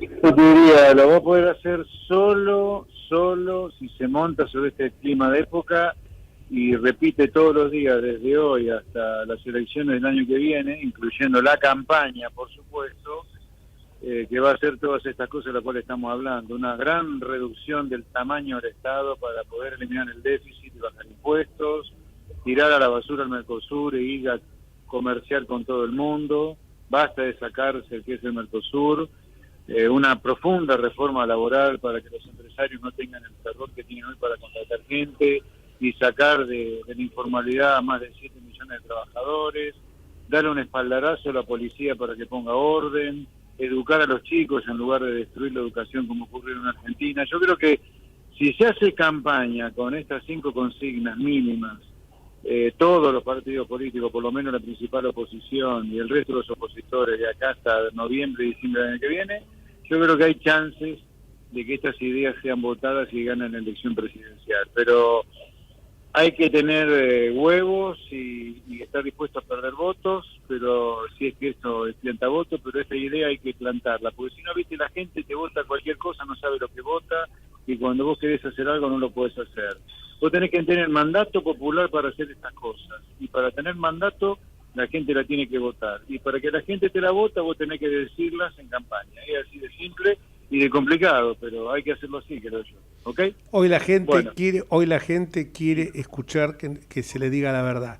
Lo que dijiste recién es realmente muy certero y la verdad que en 3 líneas tiraste todo un programa de gobierno. Muchísimas gracias, José Luis, a tu disposición y un gusto haberte tenido. Gracias, hasta luego. La verdad que fue muy bueno y la verdad que fue bueno lo que venimos diciendo nosotros. Parece que son verdades de peso, pero no, uno ve esto y dice, lo que acaba de decir, 7 veces paga más impuestos a las ganancias, así, ¿no? Y que el monotributista... Sí, y no tiene una justificación más que política, que es el trabajador al cual hay que cuidar, no también tiene sindicato y el autónomo no, y no ha sabido organizarse o poner algún límite al crecimiento de los impuestos. La verdad que no tiene ninguna justificación teórica, por lo menos. Y yo no sé si habrá habido algún planteo judicial alguna vez por este tema, porque obviamente los tributos tienen que ser iguales para los que son iguales y los autónomos no son iguales a los empleados en relación de dependencia. Pero bueno, alguna lógica, alguna relación debería haber. Sí. Me quedé con ganas de hacer una pregunta. Bueno, me viene pasando, estoy con una falta ahí de timing todavía, al amigo José Luis. Pero tiene que ver con el tema de la inflación interanual en América del Sur, mayo 21, mayo 22, ¿no? Y el comentario del presidente, viste, de que él dice que el 10 o el 12% se lo adjudica a la guerra con Ucrania. Pero este índice es, en el caso de Bolivia, del 1,4% anual, ¿sí? Mayo 21, mayo 22.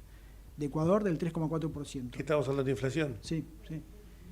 De Perú, del 8,4%. De Colombia, del 9,2%. De Uruguay, del 9,4%. Paraguay, el 11,4%. Chile, el 11,5%. Brasil, el 11,7%. Y nos quedan 2 países. Argentina, casi el 61%, 60,7%. Y Venezuela, el 151%. ¿Tiene sentido esto que dice Alberto? De este 12% de inflación a adjudicárselo a la guerra de Ucrania. No, eso es claro como el agua, no, le golpean todos lados. Lo que pasa es que volvemos siempre a la transferencia y la culpabilidad. Yo le echo la culpa a la guerra, le echo la culpa a la Pero Macri, le echo la culpa a la oposición, le echo la culpa que la prensa, que los medios de comunicación intoxican a la gente. Y yo ocasionalmente, yo soy abogado, o sea, estoy en política, pero yo me hago cargo de los errores que he cometido.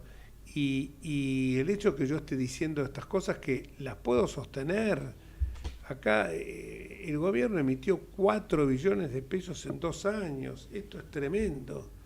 Estamos viendo esto en la pantalla de televisión. Emisión de 4 billones de pesos ¿sabes lo que son 4 billones de pesos? Sin ningún respaldo en 2 años. Es un número escalofriante.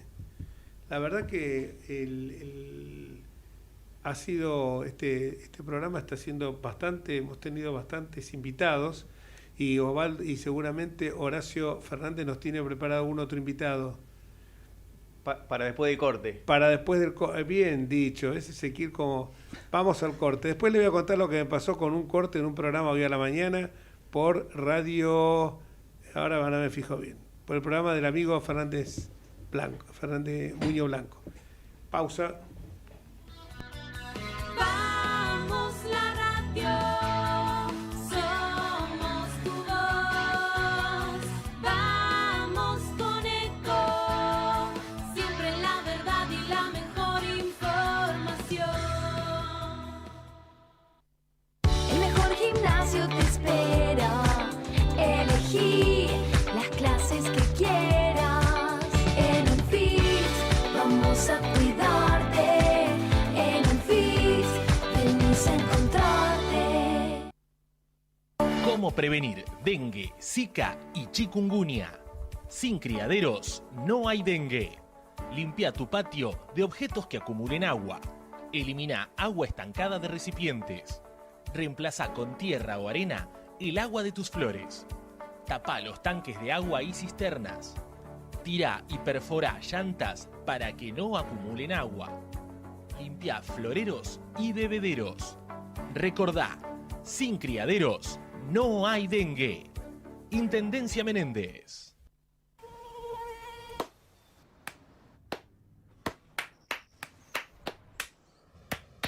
No aplaudamos al mosquito, combatámoslo en serio. Para combatir el dengue, el zika y el chikungunya, evitemos que los mosquitos piquen y se reproduzcan. Usemos repelentes, coloquemos tules en la cuna de los bebés y demos vuelta a contenedores para que no se acumule el agua. Si tenés fiebre alta, dolor de cabeza y dolor muscular, no te automediques y acudí al médico. Encontrá más información en argentina.gov.ar. Argentina Unida, Ministerio de Salud, Argentina Presidencia. Informate en ecomedios.com. Seguinos en Facebook, Ecomedios Live.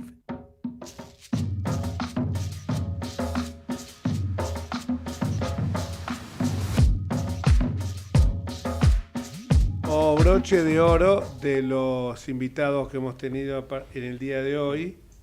Repito, José Luis Esper, Luis Chichesky, un gran amigo de la AMIA, Diego Aguilar y Luisito Juez.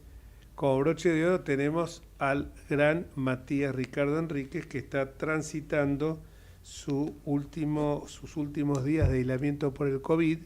Ahí lo vemos, lozano totalmente. Y el motivo no es simplemente para saber que sabemos, porque eso lo puedo saber por una simple llamada telefónica, es más, hoy he hablado, así que sé que está bien, sino por una nota que escribió, y uno trata de leer todas las notas, pero a veces se les pasa, y esta se me pasó.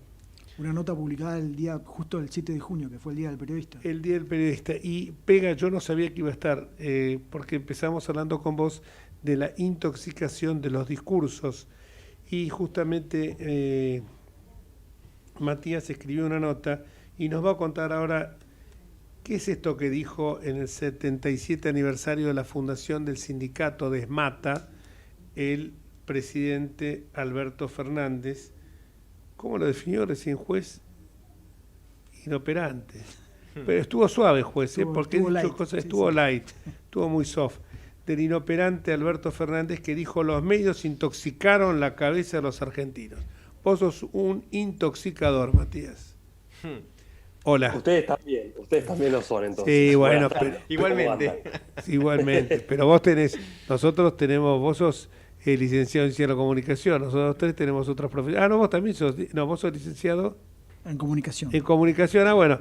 Los que por eso lo digo. Lo que intoxica es vos y Charlie intoxican. Generalmente intoxicamos sin licencia. Es peor lo nuestro. ¿Cómo que hacemos? Intoxicamos sin licencia. Intoxicamos sin licencia, tiene razón. Bueno, primero buenas tardes, gracias por la presentación y pido disculpas por este tono particular que estoy teniendo de voz, pero como bien decías, bueno, estoy atravesando estos días de COVID, así que bueno, recuperándome. Y sí, es muy interesante, ¿no? Lo que ocurrió hace la semana pasada, en realidad, en este contexto del Día del Periodista y demás, que un día antes el presidente habla de esta cuestión de intoxicación, que quizás llama un poco la atención, pero tampoco tanto, porque es un poco el modus operandi, la lógica que tuvo Néstor Kirchner en su momento, Cristina Fernández también, y obviamente Alberto Fernández no va a quedar fuera de esa ecuación. La verdad que a mí un poco, en primer lugar, me preocupó, porque más allá de que la profesión, y esto también muchas veces me han dicho, no, bueno, es una defensa corporativa del periodismo, y no, ni mucho menos. Entiendo que el periodismo también tiene que hacer su autocrítica en un montón de cuestiones ligadas al avance tecnológico, ligadas también a lo que hablamos muchas veces del tema de la desinformación, pero me parece que es un tanto peligroso que lo haya dicho, porque cercano al Día del Periodista sobre todo, porque Argentina está teniendo en los últimos, la verdad que bueno, esto queda viejo mi artículo porque ya hay nuevos casos, ¿no? Pero ha tenido muchos episodios en donde se ha puesto en tela de juicio totalmente el quehacer periodístico y con ello la libertad de expresión. En la nota cito algunos casos, como es cuando la portavoz Gabriela Cerruti puso en tela de juicio el off the record. Esto hago un asterisco. Este es un gobierno que ha hecho un culto del off the record, quizá mucho más que los gobiernos que lo precedieron. O sea, me refiero tanto al de Néstor Kirchner como el de Cristina Fernández. Y me parece un tanto preocupante, en su momento también el agravio en otro idioma, pero agravio clarísimo de Santiago Cafiero, creo que en ese momento era canciller, ya bueno, cambia tanto de roles que a veces es difícil saber en qué momento estamos, en qué cargo está ahora, pero en definitiva también ese agravio contra el periodista Jorge Lanata, y así hubo muchos casos más.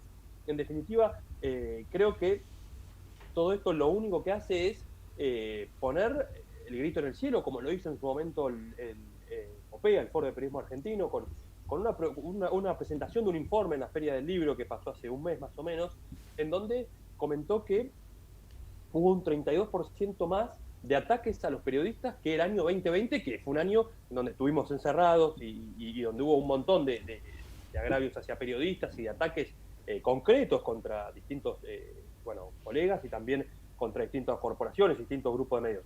En definitiva, creo que es muy riesgoso y a veces coquetea con algunos ribetes un poco autoritarios.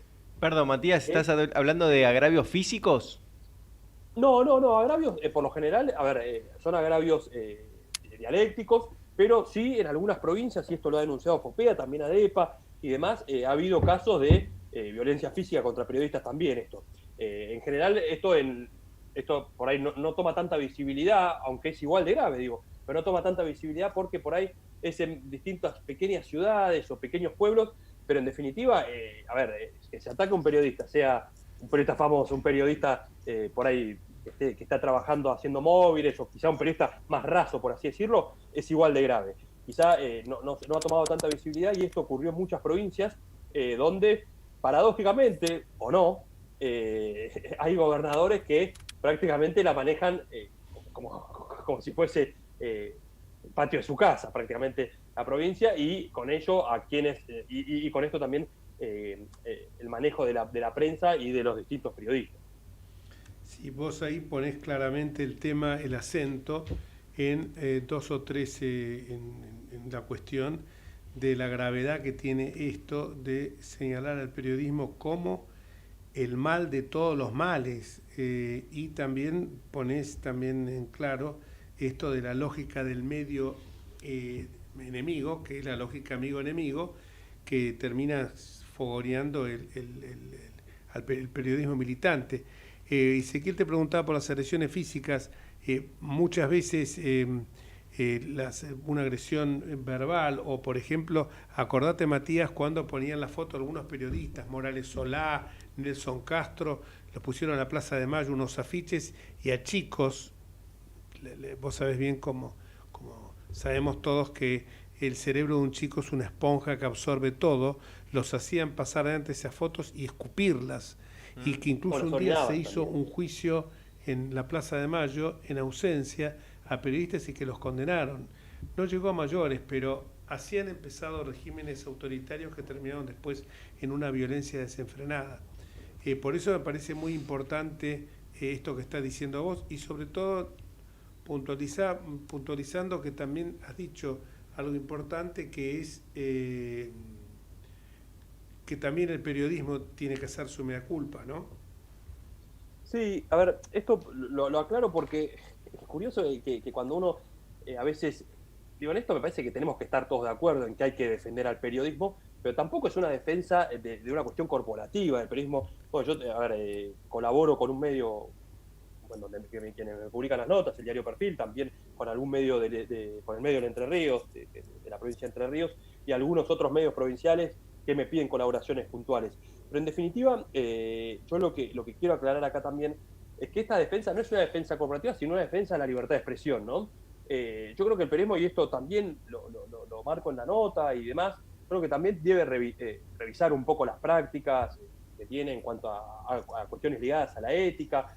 Hoy, con la irrupción ya definitiva de las redes sociales y la consolidación de la desinformación prácticamente como un mecanismo de información de la gran mayoría de los ciudadanos, me parece que el periodismo ha caído en un facilismo, en una simpleza, en donde también hay un montón de autocrítica que hacer, pero creo que es una autocrítica pura exclusivamente de la práctica periodística en sí, que es igual de grave, pero me parece que hay una esfera un poco más por sobre esta autocrítica, ¿no?, hacia el periodismo, que es esta cuestión de cuidar libertad básica como la libertad de expresión, proteger ese derecho de acceder a una información, sobre todo a raíz de lo que pasó en los últimos años y sobre todo en este gobierno, que bueno, lo estamos viendo ahora con el caso de este avión que está varado, no sé, hay explicaciones de un lado, de otro, pero que en definitiva siempre se recomienda que la fuente sea de la fuente oficial, la fuente de donde los ciudadanos informen, pero la verdad que cuando hay tanta desinformación, o mismo cuando uno te dice que es una cosa, que están haciendo prácticas de no sé qué y otro te dice otra cosa, en definitiva me parece que tenemos que cuidar el periodismo, porque si no protegemos eso, vamos a estar en un riesgo aún mayor del que ya estamos, ¿no? Sí, perdóname, en el caso de este gobierno, claramente que esa desinformación que genera es precisamente para desinformar a los ciudadanos, ¿sí? Es su estrategia. Sí, totalmente. Eso es interesantísimo lo que marcás, porque yo hablo mucho del tema de la desinformación y mucho en cuanto a la importancia de la alfabetización mediática y otras cuestiones vinculadas pura y exclusivamente al fenómeno mal llamado fake news. Pero en definitiva, total, hay que también, será un capítulo de libros o será grandes textos de cómo los gobiernos utilizan esta cuestión de la desinformación como una herramienta. Lo hemos visto con el caso de Donald Trump, pero el propio Alberto Fernández habla últimamente, bueno, estamos haciendo un monitoreo con un proyecto que estamos trabajando, de fake news con una liviandad que un poco asusta, porque en definitiva es la propia portavoz de Alberto Fernández la que introduce esta fake news o esta desinformación, perdón el término, en la agenda pública. Hace un rato hablábamos con Spert, que tiró algunas consignas, pero lo que yo me quedo de esa charla es que dijo, hay que decirle la verdad a la gente, porque si no la política pierde efectividad. Es decir, si vos haces un discurso en campaña y vos querés hacer otra cosa cuando te toca gobernar, es evidente que esa receta ya fracasó y es necesario generar los consensos. De eso se trata la política, de generar los consensos, de decirle la verdad a la gente de lo que vos pensás y que si te vota vas a hacer lo que pensás. Y es una responsabilidad del político para mí hacer lo que dijo. No se puede llegar al poder y hacer lo contrario a lo que uno prometió en campaña. Obviamente hay situaciones, hay contextos que van cambiando, siempre hay cuestiones que se pueden contemplar. Yo no soy un absolutista, pero sí creo que a la Argentina le falta decirnos la verdad en la cara, decir lo que vamos a hacer, proyectar un poco, salir de las, yo digo, las fake news y de las noticias que no te llevan a nada. En definitiva, hay mucha noticia que es muy descartable y que no construye.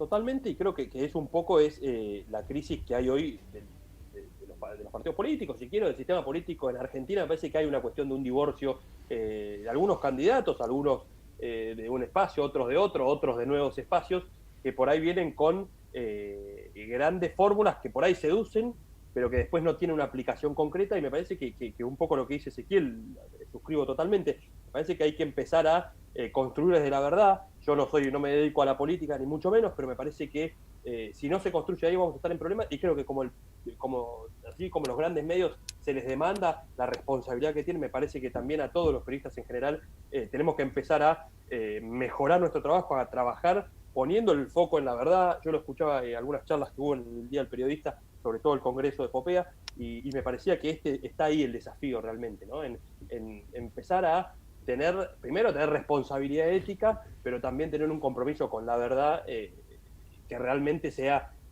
fructífero, con una visión más colectiva, no tan individual, ¿no? Totalmente de acuerdo. Vos me hablabas recién muchas veces lo que ocurre porque amparado en la libertad de expresión se cometen a veces a través del periodismo algunas acciones realmente que exceden el marco de la libertad de expresión. No quiero ser autorreferencial, pero una oportunidad, y vos has visto el video, 2 periodistas que tenían buena relación conmigo, altri tempi, otra época, que son Gustavo Silvestre y Pablo Dugan, empezaron a decir que Cavallo, Patricia Bullrich, Hernán Lombardi y yo habíamos sido los autores de los 21 muertos en el 2001. Y yo lo escuchaba eso y no lo podía creer. Tenía la televisión delante y no lo podía creer. Además, en el caso de mí hicieron énfasis. Y son los mismos que después, como Pablo Dugan, me llama como total liviandad a preguntarme sobre la boleta única.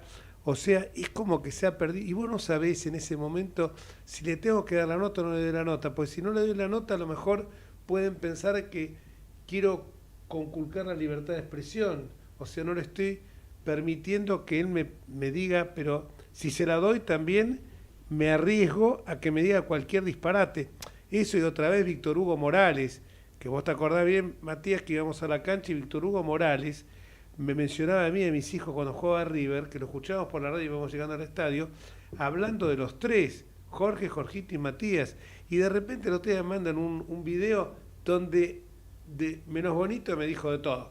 No se puede meter con mi integridad como moral, porque no tengo ninguna arista, y me han investigado, porque yo sé que ver no es porque yo sea importante, pero lo hacen con todo el mundo.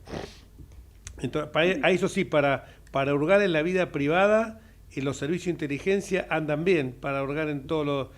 Ahora, para un avión que no tiene el tamaño, que tiene un tamaño elefantiásico, ahí deducen, bien dicho. Entonces yo digo, también eso, porque yo, suponete, algunos me dijeron iniciar una acción judicial, y me van a decir una acción judicial que lo dijo en potencial, y voy a tener que estar, incluso más, después hasta puede haber una defensa corporativa que te empiecen a tirar de todos lados con cualquier cosa y te la van haciendo denuncias. Por eso también cuando vos decís mea culpa, y esto obviamente a vos no sé porque te conozco y porque he leído cosas tuyas, y no solamente por ser tu padre, sino que sé perfectamente que vos chequeás las cosas y que sos en esto. Incluso me discutís muchas veces a mí algunas cuestiones que me dicen, no, mirá, estás equivocado por esto y esto, y me lo da con fundamentos, no me lo tira al voleo, y no lo estoy haciendo porque el domingo sea el Día del Padre y para mejorar el regalo que me puedes hacer, simplemente porque lo siento. No nos vamos a ver, por el aislamiento no nos vamos a ver, así que si no nos vemos no hay regalo. Es una máxima, ¿no? Mirá cómo terminó esto. La próxima, no sé, pero ya después pasa, ¿viste? Ya. No, después no pasa. No sabés qué puede pasar en una semana, imagínate qué puede pasar. Pero ¿qué opinás de esto? Que había hoy capaz no es el mismo. Ahora volviendo a ser un poco más profesionales todos, ¿qué opinás de esto? Que te digan así una cosa por liviandad, y te lo pregunto a vos porque sé que vos chequeás y rechecás y sos sumamente cuidadoso, muy prolijo en esto. ¿Qué opinas de estas cosas cuando escuchás esto que dicen, no por mi caso, sino de tantos otros que tiran, estos sí que son, no sé si fake news o difamación o calumnia, Pero esto también me parece que tendría que tener algún tipo, no te digo de sanción, pero un código de ética, algo que nos sancione. Un abogado tiene un tribunal de disciplina que te sanciona si vos cometés faltas en el ejercicio de la profesión. Y incluso ha llegado hasta sacarte la matrícula, los escribanos lo mismo también, los médicos. Pero uno de acá dice, está bien que como dijo una vez Pepe Mujica, dijo, la mejor ley que puede haber para regular la libertad de expresión es la no ley. Es la no ley. Pero vos qué opinás de esto cuando tiran así cosas al aire, de todos lados, porque puse el ejemplo Víctor Hugo, me faltaba el otro, Antonio Fernández Llorente. Lo peor del caso es que tienen el fanatismo de los conversos, porque los cuatro eran amigos, hablaban permanentemente conmigo, pero tienen el fanatismo de los conversos. Y lo peor es que después repitieron al aire dos de ellos. Cuando dejé de pensar como Jorge Enríquez, él que no lo digas, porque yo por lo menos soy coherente.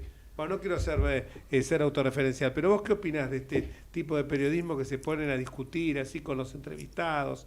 Y podés discutir, pero me parece que no le está dando lugar o venís con alguna difamación.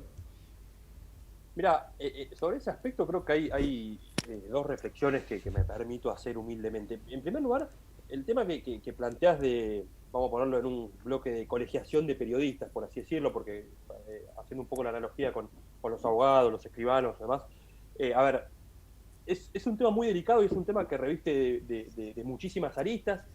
Para empezar, es un tema que ha sido visto y analizado y considerado incompatible con el artículo 13 de la Convención Americana sobre Derechos Humanos, la opinión consultiva 85, en cuanto a que la colegiación obligatoria de periodistas impide el acceso al uso pleno de los medios de comunicación y demás. Vine ahí tirando artículos, ¿Cómo? Muy bien ahí tirando artículos, con mucha seguridad. Y aclaro. No estaba preparado. No estaba, te juro que esto, les doy mi palabra de honor, que no estaba preparado. Cuando tiró los artículos me sorprendió porque obviamente el que siempre tira los artículos soy yo. Él es mucho más, llega más a la gente porque... Mi memoria, los habrá escuchado muchas veces. ¿Cómo? No, mi memoria es mucho más escueta y es este artículo puntualmente porque tuve profesora a Gregorio Badeni, que me acuerdo que era muy exigente con este tipo de numeraciones y números. Tengo muy mala memoria acá, sí, no heredé ese atributo, virtud o defecto, como quieran. Pero en definitiva esta cuestión de la colegiación, a ver, desde ahí me parece que estamos en un problema. Pero sí entiendo que, y acá es donde me parece que el trabajo tanto de FOPEA como ADEPA debería ser, y pongo estas dos asociaciones, estos dos foros, porque en mi humilde opinión creo que han trabajado incluyendo a periodistas que, pongámoslo, han estado del otro lado de la vereda, porque incluso muchas veces a FOPEA y a ADEPA, que yo no pertenezco a ninguna de las dos, tengo amigos en ambas, pero no pertenezco concretamente, sí han defendido a periodistas. Por ejemplo, recuerdo alguna vez que algún periodista de C5N ha sido atacado y ellos han hecho una defensa, no así otros que ni son asociaciones, son club de amigos, de periodistas militantes, con este concepto tan estúpido como absurdo que tiene, que instaló el gobierno anterior con el periodismo militante sobre todo en el fútbol para todos. Pero en definitiva, me parece que sí debería tener una mayor importancia el rol de FOPEA, de ADEPA, en cuanto a poder consolidar. Ellos hay un montón de trabajo que se está haciendo en cuanto a, de hecho tienen documentos muy actualizados al respecto sobre la ética periodística además, pero siempre está esta cuestión de que hay es hasta cierto punto, porque si ponen un poquito más de rigor, y a que se entienda esto, no estoy atentando contra la libertad de expresión, ni mucho menos, ni tampoco contra la censura previa al periodismo, pero si se impone un poquito más, o alguna restricción de más, la verdad que la cornisa es muy fina, ¿no? Donde se muñequea esta cuestión de la labor periodística, pero indudablemente que de algún modo hay que regular también las barbaridades que dicen, no solo periodistas, porque acá ha pasado hace poquito con Luis Majul también, en la entrevista con Alfredo Casero, que quizá hubo alguna cuestión así de falta de respeto, me parece que sí que la hubo, y también ocurre muchísimo en C5N con periodistas que hacen la entrevista, hasta a veces sospechosamente permitiendo el espacio a personas que están opuestas a los pensamientos, si se quiere, de ese grupo de medios, pero que apenas se levantan, se sacan el micrófono y se van, los periodistas despotrican totalmente. Me parece que es muy complicado a veces por ahí establecer esa línea, pero indudablemente que algo habrá que hacer, porque ni hablar con la irrupción de la desinformación, pero también uno ve que el periodismo está a veces con unos límites que coquetean, con unos límites de poca ética, de poco profesionalismo, que solo hacen perder la credibilidad a un montón de otros periodistas que me consta que trabajan muy bien en distintos medios, ¿no?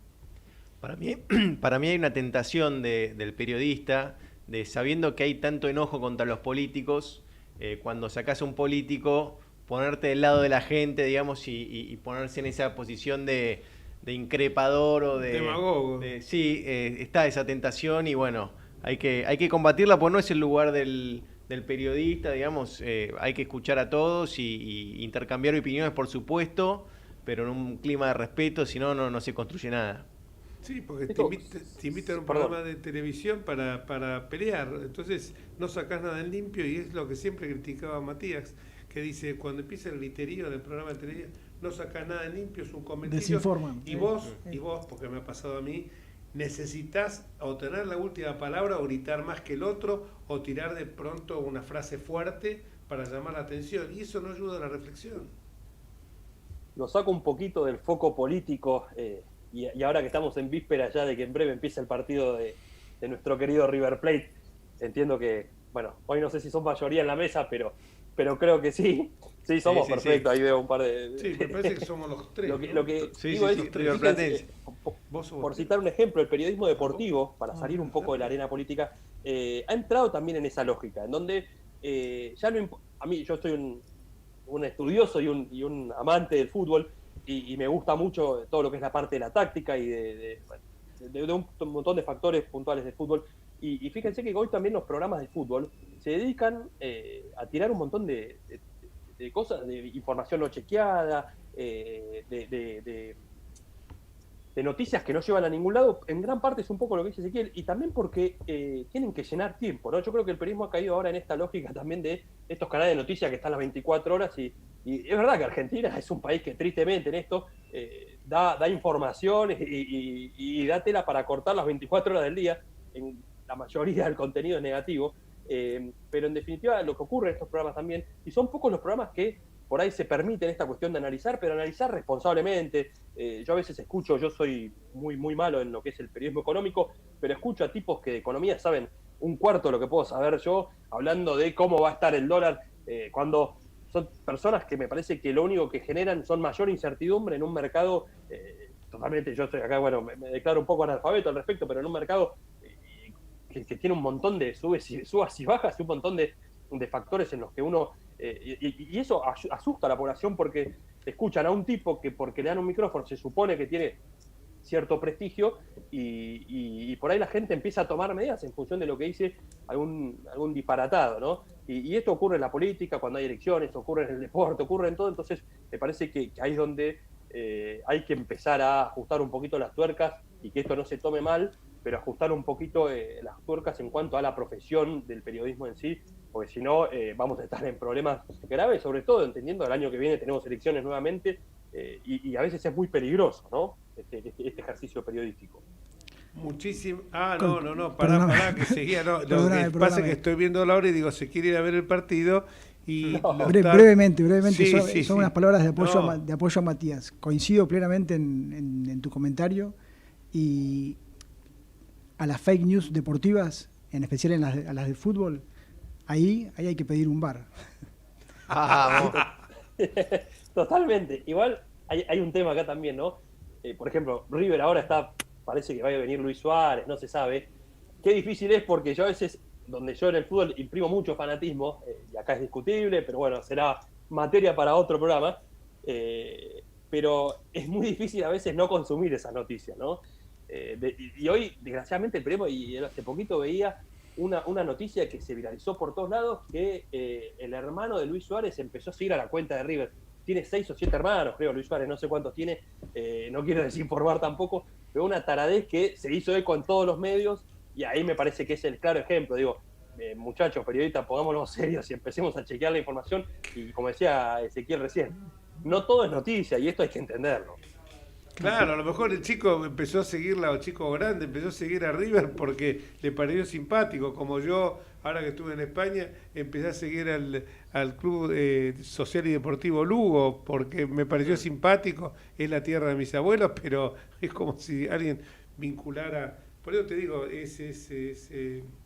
realmente, bueno, muchísimas gracias, Matías, 1 minuto 20 queda para que empiece el partido, así que te liberamos.